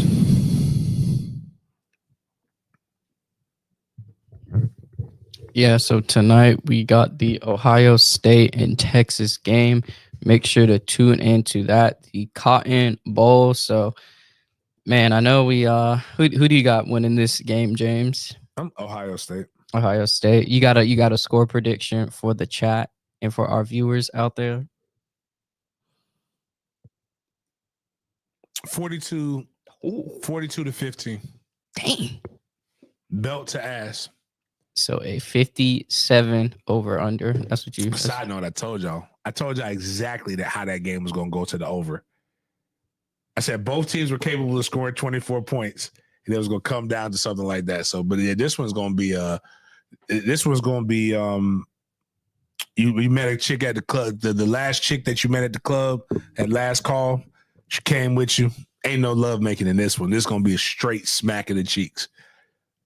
Yeah, I know Luke said ChatGPT had the Ohio State Texas game at 31-20. Ohio State winning. Crazy. I saw a post that a prompt somebody gave ChatGPT about who would win the Notre Dame and Penn State game, and the ChatGPT prompt correctly predicted the score. And somebody posted a picture of their betting slip turning like $10 into like $1,000 because they predicted the score right from ChatGPT. So. Nice. If you want to predict the score, Luke did it. That's crazy, but yeah. So, hey man, ChatGPT 1 for 1 right now. So you testing it $10. That's not that much money. 10 to a band, like that's crazy. 100 times your money. But that's all we got for the college football segment. So now we will be transitioning into the NFL, and we like to look at this picture right here just to show how fast and how important it is for last possessions in a football game. So we got this what if picture right here, and then these are the final what if NFL standings. So what if every one possession NFL game had the opposite result? So we got some notable figures to talk about right here. So first things first, we got with the highest disparity, obviously we have the Kansas City Chiefs with -11 if every one possession NFL game had the opposite result. So they would have lost 11 more games. And then you have, from what I see, the Minnesota Vikings, who would have lost 8 games. And then we're going to the Jags. Yeah, and then we're going to the Jaguars, who would have had 7 more wins if it weren't one possession. And then obviously with the Giants having 7 wins as well. But man, we always like to bring this up and talk about just how important it is for the last possession and how important it is to finish games, because you see Kansas City at the bottom right there, but in reality, they're the number 1 playoff seed. So, man, this is just a cool infographic we'd like to share with you all, just so you can see how important it is for that last drive. And obviously, we saw that last night with the Penn State game. So this isn't coming out of nowhere, folks. So yeah, stay tuned for the NFL Wildcard weekend that's happening. And then we got the Wildcard spreads and totals right here. All our betting people, where you at, Luke? Let us know y'all bets in the chat so somebody can cash out and pay these bills. So we got the Chargers at the Houston Texans. The Chargers are favored to win this game by 3. The over-under 42.5. Steelers at Ravens. Ravens are the favorite. The point spread is the Ravens by 9.5. Broncos at the Bills. Bills by 8.5. Packers at the Eagles. Eagles by 4.5. Commanders at the Bucks. The Commanders by 3. The Bucks by 3 points. And then we have the Vikings at the LA Rams, but this game got moved to Arizona because of the wildfires. So the point spread for the Vikings would be 1.5 and a 47.5 over under point total. So James, from this picture, what bets are you taking? Houston, Baltimore, Buffalo, Philly, Washington, LA. Wait, you say Houston, Buffalo, Baltimore, Philly, Commanders, and Rams. If I had to pick, I don't know. The first game is a weird one for me, but I'll probably go with the Chargers, Ravens, Bills, Eagles, Commanders. And then since the Rams aren't playing at home, it's a neutral site. I'm kind of dismayed a little bit from that. So I'm going to go with the Vikings on this one. But yeah, if you guys are betting, we got Luke, one of the known bettors in our chat. So he got the Chargers, Ravens, Bills, Eagles, Bucks, and Rams. And Primetime Mac asks you this question, James. Why the confidence in Houston? It's at home. I think CJ Stroud is due for a good game. I'm looking at the injury. Unless I haven't been paying attention to the Chargers enough. I mean, I like the McHonky, but their run game has been. You got to have you got to have good top, and they haven't been able to really get that going. As far as the run game, as of late, and I do know Herbert. Believe it or not, I like Herbert, but Herbert is kind of like his coach that developed him in college.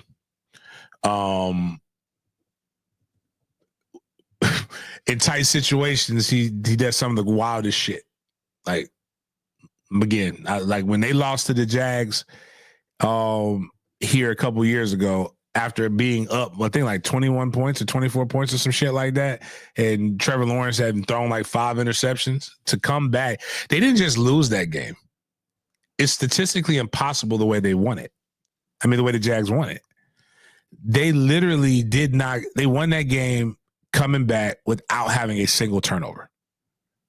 That means they just went 3 and out with one of the best quarterbacks in the league. And I just personally, it's one of those weird things where I just have a gut feeling and I don't know if it'll work. It's worked for me. Every time I've had that feeling, it's worked.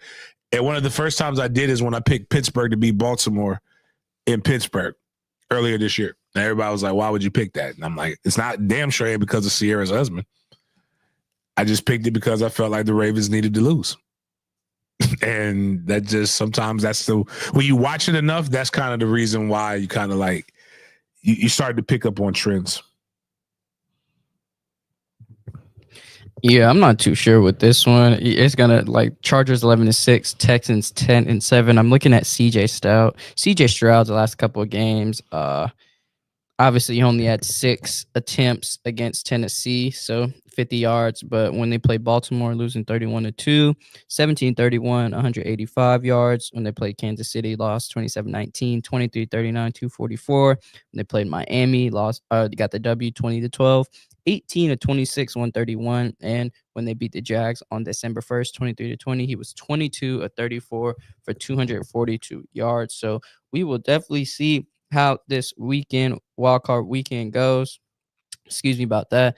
And then I'm gonna post this right here for y'all to see. So these are all of the potential remaining matchups in the Super Bowl.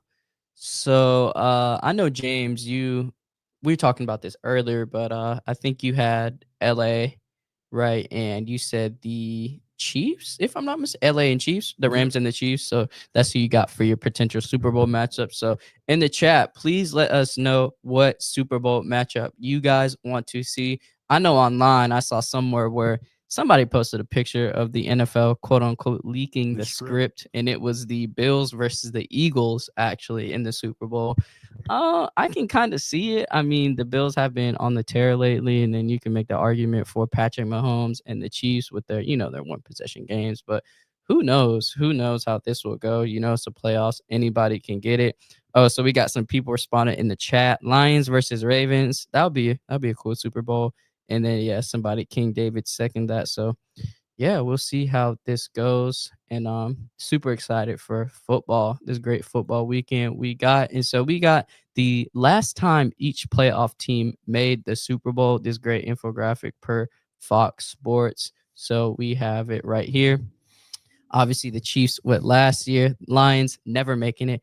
Bills, 1994. Obviously, them going to three straight Super Bowls and taking the L in all of them. Then you have the Vikings in 77, Ravens 2013, Eagles 2 years ago when they faced the Chiefs, Commanders 1992, Chargers 95, Rams 2022, obviously getting the dub against the Bengals. Then you got the Packers with Aaron Rodgers 2011, Bucks, Tom Brady 2021, Houston never made it. Broncos 2016 when they had the legend Peyton Manning, 2011 when the Steelers had Big Ben.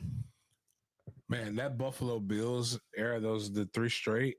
With Thurman Thomas, just the Jim Kelly, just the trip. They had the defense, everything was nice. Ran into the Cowboys, if I remember correctly, a couple of those songs, but like they used to call Bill stands for Boy I Love Losing Super Bowls.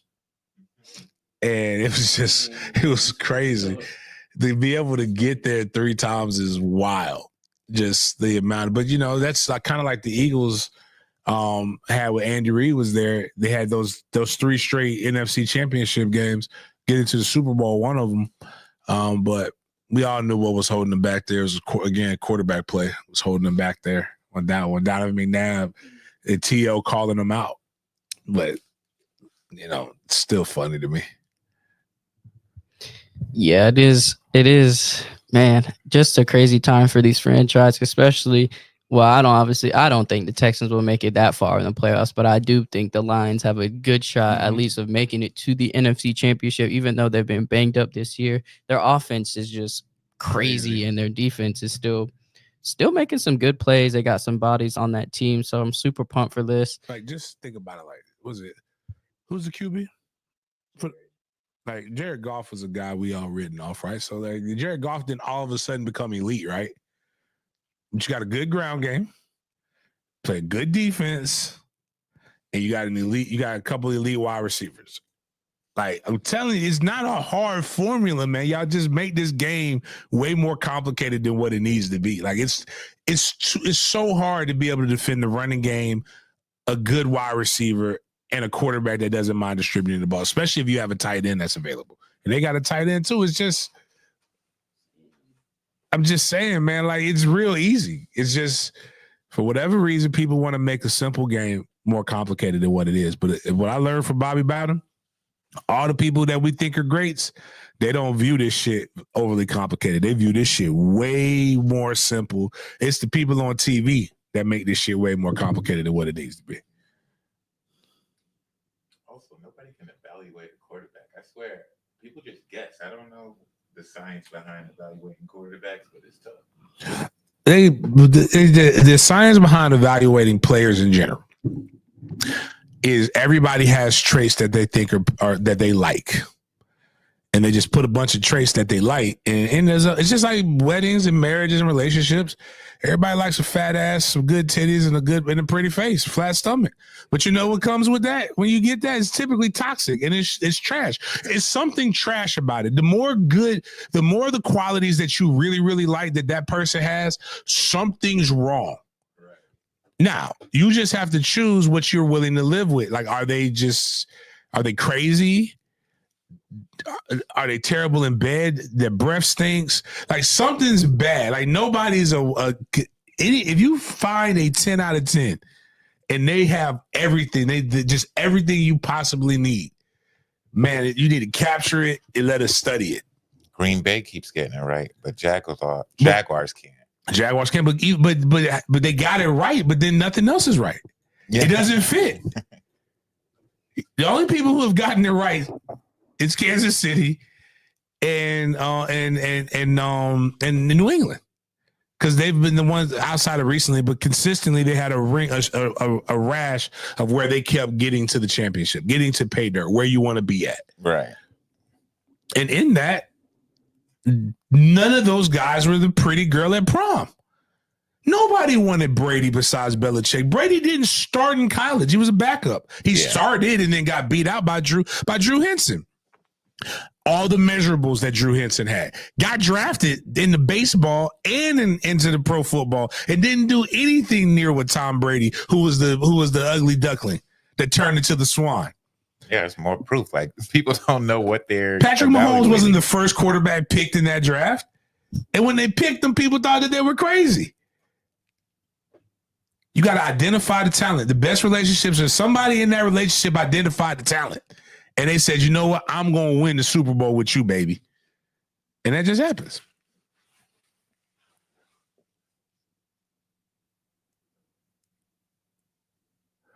Did you hear who Fred Taylor once as the Jags coach?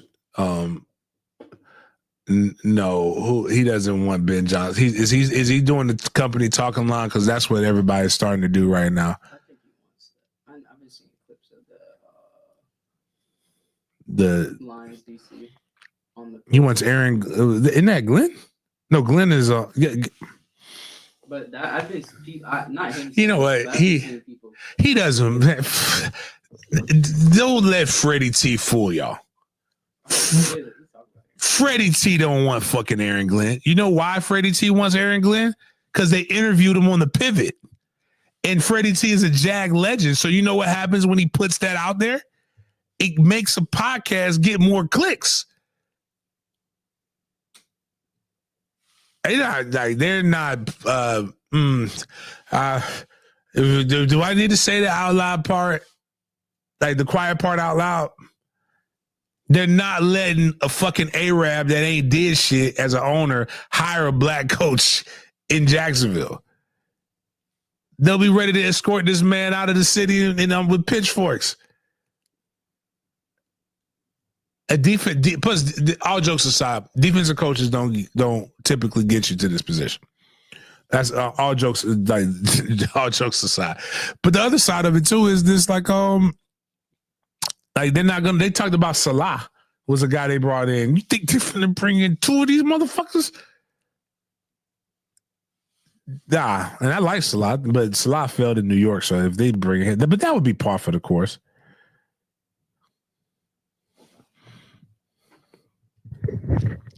Yeah, we will see how this new Jaguars head coaching situation goes, and then just got a few more things.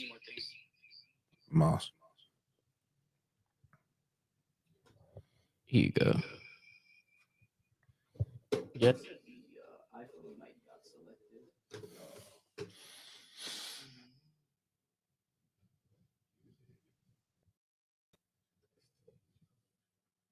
But no, I want Ben Johnson.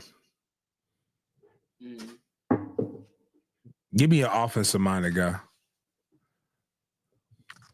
Yeah, Ben Johnson definitely looks like one of the ones. So I got this cool infographic to show you all again, just of the QB and running back teammate duo rushing yards. So many of you are probably not surprised by this list. So I just want to make sure to show you guys right here. Let me blow it up. So these are the most combined rushing yards by a quarterback/running back teammate duo in a single season in NFL history. So this year it was Derrick Henry and Lamar Jackson, two of Florida's own, having 2,836 rushing yards between the duo. And then actually second to that is the Eagles, having 2,635 rushing yards by Saquon and Jalen Hurts. And then the third stat we have is from back in 2012 with RG3 and Alfred Morris having 2,428 rushing yards. So huge. I love these pictures, man. Yeah. Boy, that's black boy joy. Like, I never thought I would see it. Like, they talked so bad about black quarterbacks when I was coming up.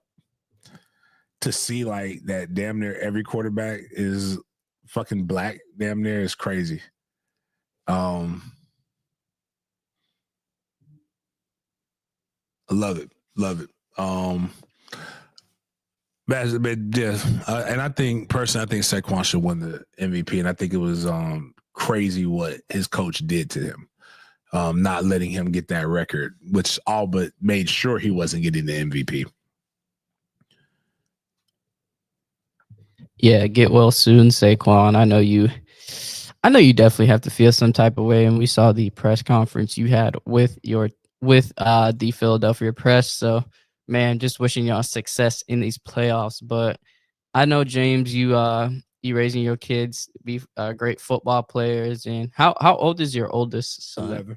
11. So I got a clip of, I don't know if you guys have seen it, but Hard Knocks, and they were filming the Browns, and they got some old footage of Myles Garrett at 14 years old, James. So, man, I just want you to, I just want you to see what he looks like, and just, man, if Trey, right? Trey's all right, yeah. So if Trey gonna get this body archetype.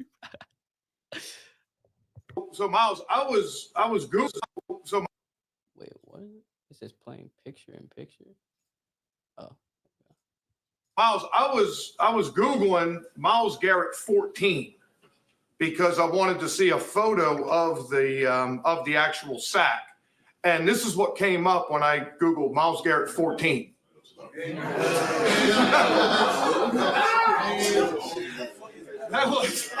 That's Myles. That's Myles. You know who looked like that? Myles, remember when we did the junior versus senior year comparisons of Anthony Richardson? Oh yeah. That's exactly what because Anthony had on these like crazy glasses. Like it was like Urkel glasses. And his nose was like crazy.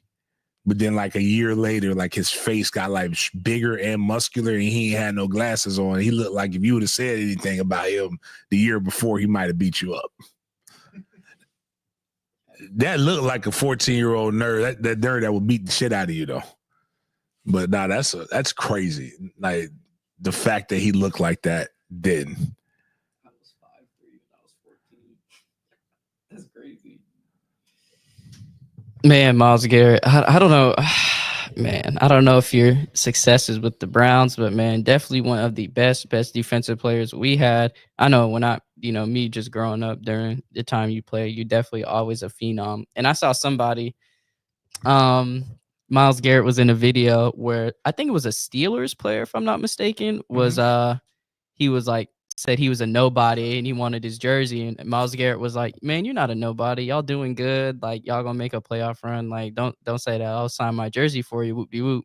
And then I saw another video where somebody quoted that and was like, the more I hear about Myles Garrett, the more I think that whatever Mason Rudolph said to him was very, very out of pocket. If you don't remember Myles Garrett and Mason Rudolph, Myles was banging him with the helmet because of something that he allegedly said. And Myles Garrett seems like a great guy, but he is. Like I think whatchamacallit deserved to get hit with that helmet. I don't know what was said, but something was said. Like you don't just. Kevin Hart talked about if his girl, like a girl got kicked in the face, and he was just like, I don't know what she did, but if you get kicked in the face, you deserve it. Like you knew you needed to get kicked in the face, so you watched the foot come to your face. And like for somebody to kick their leg up, a normal person, like that means you welcome the kick in the face. Ain't nobody just going around slanging helmets at people. And to get hit with your own helmet, like you deserve, like you earned that shit. Like Myles Garrett he doesn't have a history of just violently attacking people. Let me rephrase that. He does have a history, but it's in the game. Like it's what you're supposed to do. Like when the whistle blows, Myles is typically going right back. You don't even really hear him as one of those good shit talkers. Like he's just a guy that plays the game the way it's supposed to be played. Pure way. But sometimes a bitch got to get slapped.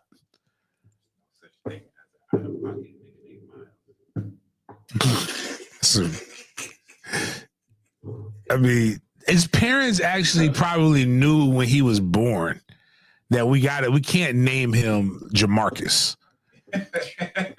No, with great power. With like we're holding this shit. Actually, the mom birthed a rock, and out of it cracked open, and it was this mold of a Greek god, of a black Greek god that comes out. And they said we can't give him an ignorant name. We have to give him something that puts a governor on him. So all of the quote unquote stereotypical Negro qualities don't come out. We'll give him Myles. Like Myles say, ain't no out of pocket dude named Myles. So the Myles just he comes in and he realizes that when he wants to do something, like the spirit gets withheld because his name is Myles. Except for that one time when the dude called him an epitaph and he took the helmet and slapped the shit out of him. You know how I knew he wasn't out of pocket? he slapped him and got a contract extension. That let me know everything that I needed to know right there about the owner. Because if the owner was mad, he'd be like, nah, we can't have that kind of stuff around us. Nah, he's like, bump it. So that's funny. That boy is a big nerd. Yeah, I don't know what weight or food regimen you gonna have Trey on to be looking like Myles Garrett at 14. But nah, Myles Garrett is crazy, man. Crazy. So we're going to move into our big games BS segment where this is like a continuation piece / talking about stuff in the culture going on right now that we all should know about. But man, I know Myles was singing this song at the beginning of earlier in the show about Jello Ball and his song. But Lavar Ball really has been doing this, man. 7 years ago, Lavar Ball predicted one of the greatest black fathers of all time that everybody hates on, but this is a man that we should be. This man is a great man, and everybody hated on him for it. Honestly, that boy is special. He's gonna be the world's greatest rapper. I might swerve in that corner, whoa, bitch, hold on tight, cause I tweak in this bitch, start letting shit. 7 years ago, he said that. And man, look what's happening. Everything that this man said has come true about his boys. It's crazy. I don't know about the greatest rapper, but I will say he said all of them are going to go to the NBA. All three did. One kinda, but he was there. He was in the building. He said he had 2 that were going to be top 5 picks. He thought one was going to be the number 1, but it ended up not happening. But he had 2 top 5 picks. The sorry son got in trouble, but a little bit, but he got out of that. And everybody's like, the only reason this kid got drafted was because the dad ran his mouth so much. If that's how you get your kids drafted, then why the fuck wouldn't you do that? Like, just what I saw early on, I remember me and Denny used to argue about this. His sons ain't built like that. Well, now one's rapping, so I guess hopefully that'll bring more of that gangster, I guess, out of them. But like, they weren't trash talkers. They weren't big show. He was, but he knew that's how you got to get what you got to do to get paid and build your brand. He did the talking for his son so that they can play ball. Him, Deion, what's the Michael Jackson's dad? Joe Jackson. I think I'm about the St. Browns. Does John St. Brown is one that needs to be up there? Like, these are men that, you know what's crazy?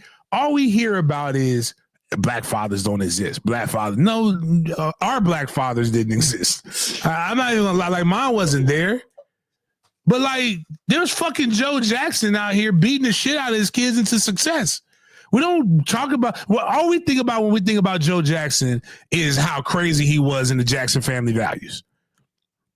But think if he was a nurturing parent. You know what who we would have never heard of? We've never had Michael fucking Jackson. We wouldn't have Janet Jackson. We wouldn't have Freddie. They'd just be some regular ass motherfuckers from Gary, Indiana. They might be happy and alive. Right. Well, most of them are alive. Just Mike's dead. You can be dead, but not be alive. Right. They would just be regular people that would be dying every day that weren't great at anything. They beat fucking greatness out of them kids. And we got, but like, you know who they respected though? Respected the fuck out of their father. What was it?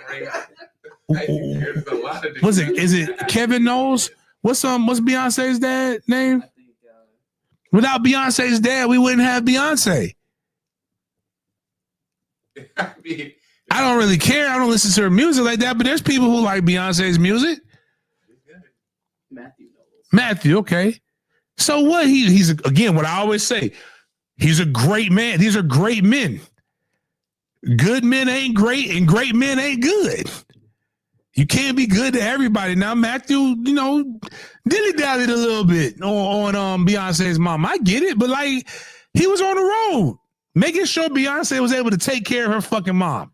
And you know what can happen? Like now you know what? Actually, Beyonce mom, I think, got a divorce. She can't find another man that's on Matthew's level. Was he all bad, or was he just? Did he? Obviously, just because you're a good, you could be a good dad and a bad husband. I'll give him that. A great dad and a bad husband. But I'm just thinking, like, all these guys that we don't, all the good examples that we never talk about to make people want to be good examples. But we talk about the ones that ain't there. Like, I'm gonna be honest with you. His methods were weird. I don't like it. I actually appreciate him not being here. But by James Sr.'s absence, it probably made me who I am. If he was around, I'd be a psychopath. Some of y'all in the chat might have been unalived because of this man. He would have taken the shit that was like, damn, son. Mom's like, hey, you need to talk to your son. He slapped the kid with a chair because he called me fat. He'd have been like, he did what? Come here, my son. Show me the technique in which you slap that young man with the chair.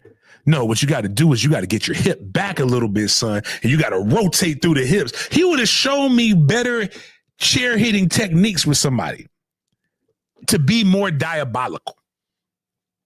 That's all I'm saying. Lavar got a bunch of kids that are in positions. You have a better chance of winning the Mega Millions than doing what Lavar Ball did. And he took care of his wife that had cancer. She had a stroke. Not bad. Sounds bad. She was of no use to him outside of being their mother. To your point, he did all this without doing any violence or anything illegal. Everything was just trash talk. Like, there was nothing too bad. Joe Kennedy. Do you guys know who Joe Kennedy is? Probably birthed one of the greatest political families in U.S. history. He had Robert. He had President John F. Kennedy. You know what he did? He was a fucking bootlegger. Yeah, let's not that whole. There's a whole. What I'm saying is a lot of people come in and like do illegal shit and then have good kids, and we don't ever talk about the illegal shit. This man did nothing but be a loud Negro, and they kept inviting him on. He didn't come and say, put a gun to Skip Bayless's head and say, "Bet me on your damn show." All he did was, the worst thing he did was on Colin Cowherd told this chick to stay in her place, stay in her lane. And to be honest with you, he wasn't saying to stay in a woman's place. He was saying, stay out the fuck out my business. This ain't show. Yeah. And then they tried to make it the misogyny, the feminosity, the femdacity that you would even talk to me like that.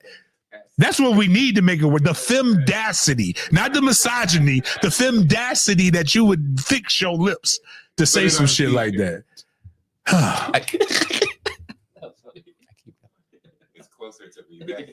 Anyways, man, I'm just saying there's some good dads out here, man, that we don't be, especially in the sports world. But like you said, I didn't even know what Mr. I don't even know him. I just called him Mr. Saint Ra or whatever. I didn't know his name was John. I didn't know he had a regular ass name. I don't think his last name. And you said, didn't one of y'all say they just made that shit up just out the blue? Like, them ain't even his real Saint Brown, whatever, ain't even his name.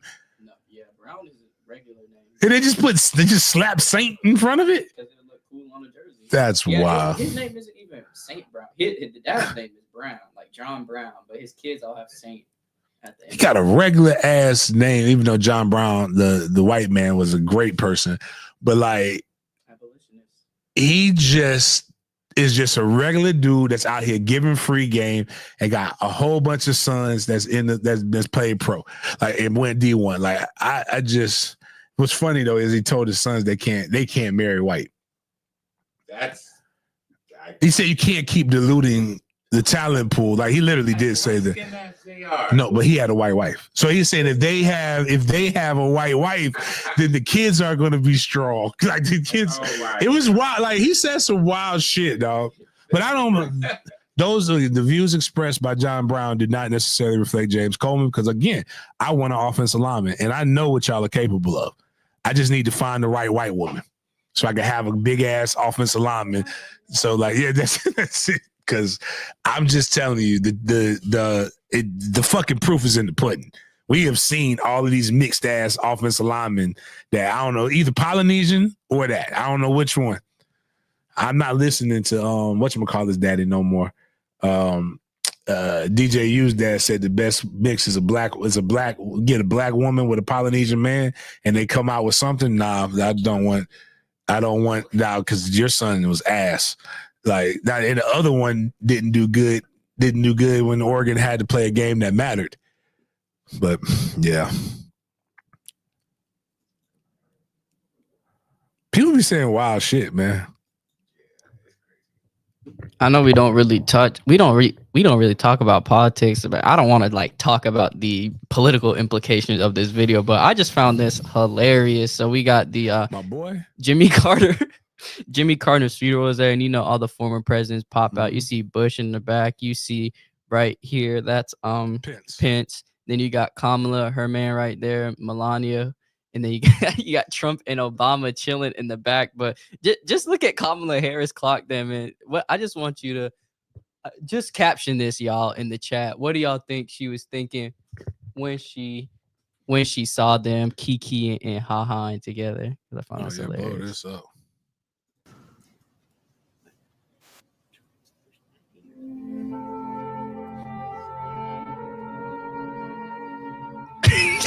I have seen as a man who was raised by a light skin, aka, I have seen that look. I don't know if they do that in like when they're like pledging process or something like that. They give them that. That is a look of she's like they back there. Like she is not happy. I don't think she was looking at Barry. I think she just don't fuck with Trump. They just came off of a bitter like dozens type thing going on because nobody runs for president. What I'm mad about though, she does. That's her husband? Yeah. I don't fuck with her husband, dog. You know why I don't fuck with her husband? Looks like a tall penguin. That part. That's wild. That is a wild statement, but I can see it. I can't unsee that now. You can't be talking about, I don't give a fuck what it was about. You can't be talking about my old lady, dog, like that for all that time, and then when I see you, it ain't on sight. Like, I don't give a fuck what none of this shit is, or who. I don't give a fuck who none of y'all is. Secret Service ain't here right now, brother. I can give them a pause on you. Right. And everybody keep talking about the one woman, but they're not talking about the other two women. The actual foreign women. Everybody wants to say it's Kamala Black, but they're not talking about the looks of the other two actual foreign women, like Miss Bush and goddamn Melania. What I'm saying, Melania don't want to be there. Melania does not want to be around this guy. The one thing that everybody keeps talking about, Trump got a model wife. We got the model wife. That lady don't want to. I don't know if you could call her the first lady. I don't know if you should. I think I don't want to call. I don't mean she's a bitch. I don't mean she's a bitch like in a bad standpoint. I just mean I'm just really just using the language, the verbiage, but she is the first lady. But like that lady don't want to be with him. She don't want to be around him.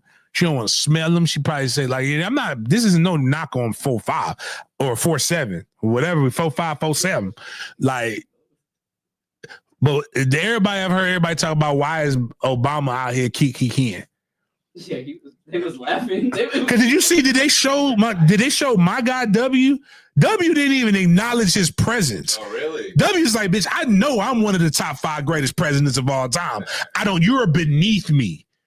See, you came, like the world wasn't that bad. Like now people feel like they got to have a hope with you. But like, my dog W said, W's mad because Michelle's not there. Because we all know W like big booties.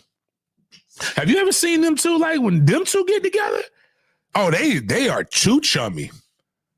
W love him some Michelle. He's like, when W sees Michelle walk by that Charlie Wilson song with Fetty Wap, can I get to the yams? Sweet yams. Like where all these other conservative white men feel like the need to have to question the sexuality of the first lady who I just know you ain't got enough. Like, again, I'm not knocking anything, but to look at Michelle Obama and like look for Prince and look for all of this other shit, man, ain't nothing. That's woman right there, bro. You just ain't got enough dick for all the ass. With great ass comes great responsibility, dog. Like, I ain't gonna hold you. It's tough. And Melania is built like an ironing board. But again, I can respect people who say she's pretty. She's not my type, but if you like that, you like that. I'm not going to say she actually looks like she's built like a boy because she's birthed a child. Michelle's birthed too. But anyways, though, I'm just saying, like, all that shit being said, presidents are presidents. Obama been the most chill person since he ain't had to be president no more. Yeah. Like, he cooling it, probably smoking Newports again. Oh, man, come on now. We know he smoked ports. He said he used to smoke weed. I don't know about no ports. Oh, yeah, I know. When you look out. Somebody said, but that thought. I bet she do. No, I'm not finna. It's only nope. Because it's only one lady that we all know is documented it is the throat goat, and that's Nancy Reagan. Nancy Reagan throat was so amazing that they had a nickname for her in Hollywood when it was coming through. And so we had a cuckold simp president. One of the ones that most conservative men love. Ronald Reagan was a cuckold. Wife out there giving dome to that's how he got so much peace. Nancy, go on over there and talk to tell her we want that wall down, Nancy. And Nancy went and got her walls knocked down, and then all of a sudden the Soviet Union fell. Imagine having a head so good that it makes the Soviet Union fall. It ends a war. That's the power that women have. Wars are fought and stopped over vagina. All right, what we got next?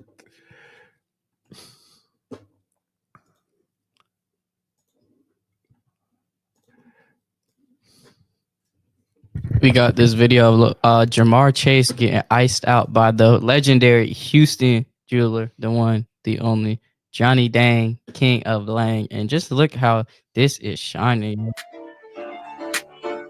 I don't think rappers really be using real diamonds, dog. Like, don't nobody diamonds shine like these. Like, did you see Jalen Hurts when he had his chain on? Like, how the light just went stupid when it hit it? Like, what rapper I see like this? So I've always questioned a lot of things about rappers. One, I always question, they may be rapping somebody else's lyrics because the idea of rap is literally snitching on yourself. And that doesn't make any sense. But like the amount of money that they talk about they blow, it just don't really add up. And then when you look at these guys, and we all know what he makes. And his stuff look like that. Like, be a ball player, not a rapper, guys. Rappers are talking about, I think rapper is more aspirational than it is actually doing it. But I think that's also foolish to do that. I know when we talked about on Monday, we were talking about the new face of the league, and y'all were saying there's no new face. And then we talked about Ant. And then I think he tuned into the podcast because he came down to Orlando and did his thing to the Magic and specifically Anthony Black. So I got this video right here I want to share with you all. And look at this crazy, crazy dunk.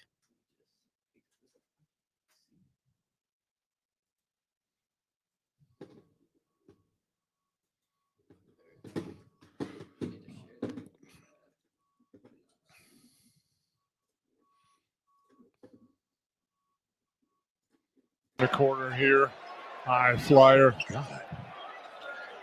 That's over the top of Anthony Black. I believe I can fly. Damn, man, that's terrible. Go back. Oh my goodness. Did he turn? It's like he was afraid. He was like, no. Once you jump, dog, just be like Alonzo Mourning, man. Get them nuts in your face, man. Like, the turning back just looks worse, man. That looks worse. Now you look like a coward, man. Like, if you go up there, or if you're in a situation, I don't know how many fouls he had, but like, if you're you're in a like you can't abort, just foul him hard. Just hug him right now. If you hugged him, you would be in a much better situation. Instead of turning, your children got to see that poster, man. Imagine, the Black, whatever his name is. His last name is Black. Anthony the Black.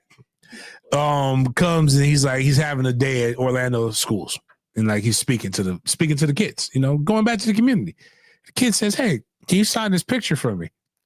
"Oh, sure, man. Let's get a picture you got." And it's this. I know he let out a scream. He's like, "Eh!" This or LeBron's from yesterday. This is way more disrespectful. LeBron's dunk from yesterday was just like crazy athletic because I thought he was going to lay it up and he still dunked it. This is pure like 1970s, 80s when the light skin, dark skin beef began. Like this is what like Field Negro sees the light skinned dude sipping cool water from out of Master's house and says, "You know what I'm finna do? I'm about to dunk on this motherfucker." Like they didn't know it was basketball then. They called it round ball or something like that. But this is when it started. Like, cause this is just all the stereotypes. Like this is Drake Kendrick beef. What actually this is what people think the Drake Kendrick beef actually is. This is what it is. This is what Kendrick did to Drake on wax. That's crazy though. Like that, you just can't, man. I'm not finna play. How much time was left in the game after this? That was the game almost over? There's no way there was like a lot of time left and he didn't go get his get back. Like you gonna give me my I'm gonna get you back, dog.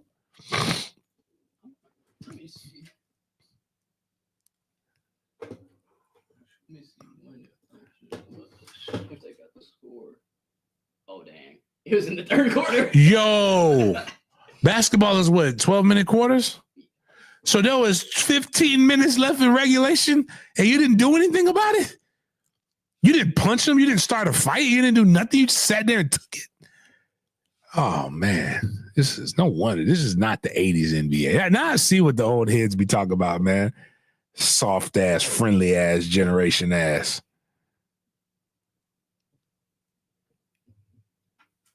So we got our recap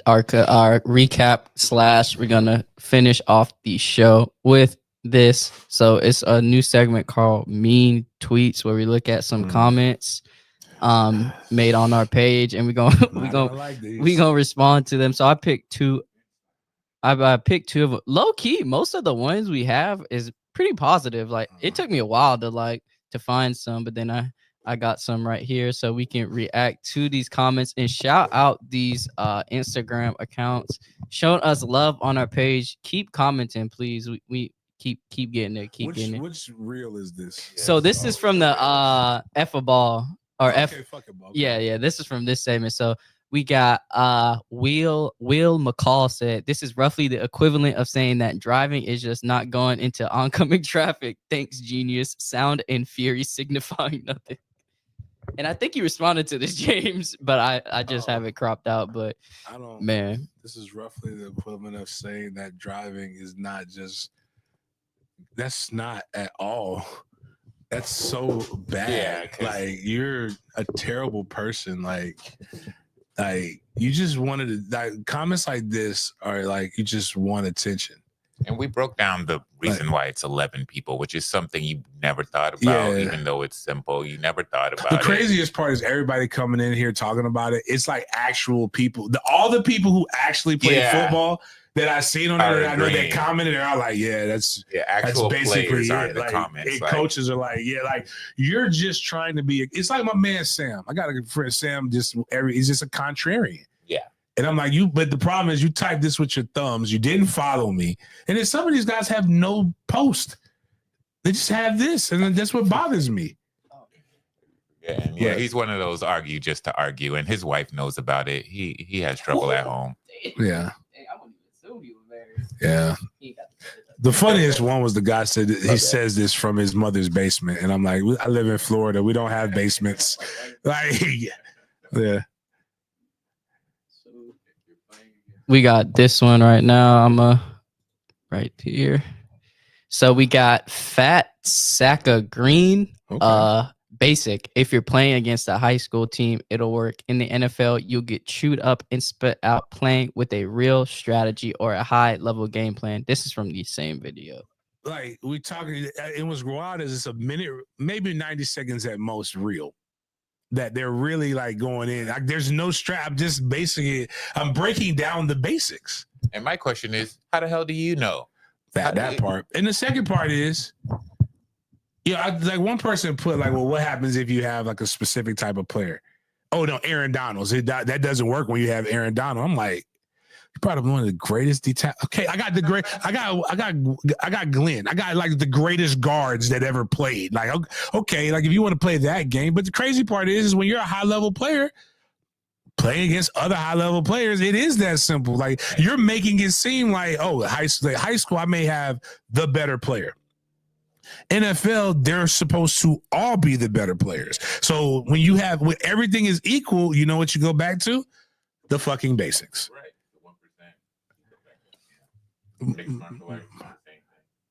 But yeah, that one was better than the last one though. He at least acknowledged that there was something to it.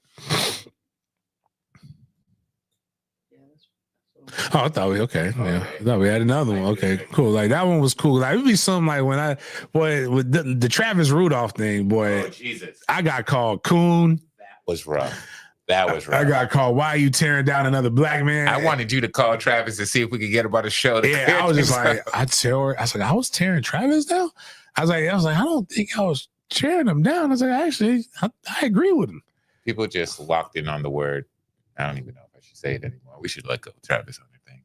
Not Travis Hunter, my bad. I was talking about Travis Rudolph. Travis Rudolph, yeah, the murder thing. Yeah.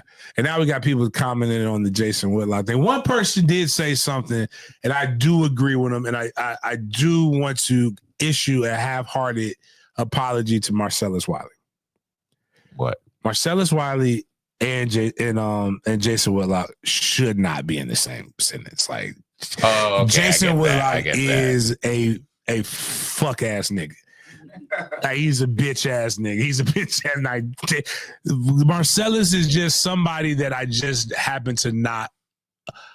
I don't like the path that he's going down, and he was just talking about how he felt his show might have been taken from him because somebody got a taste of joy and the cheeks was clapped. It was good, and she's an eater.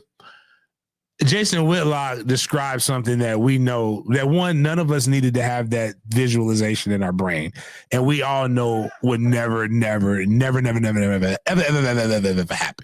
So that is my bad on that part. But outside of that, man, I hope everybody enjoys their weekend and we have a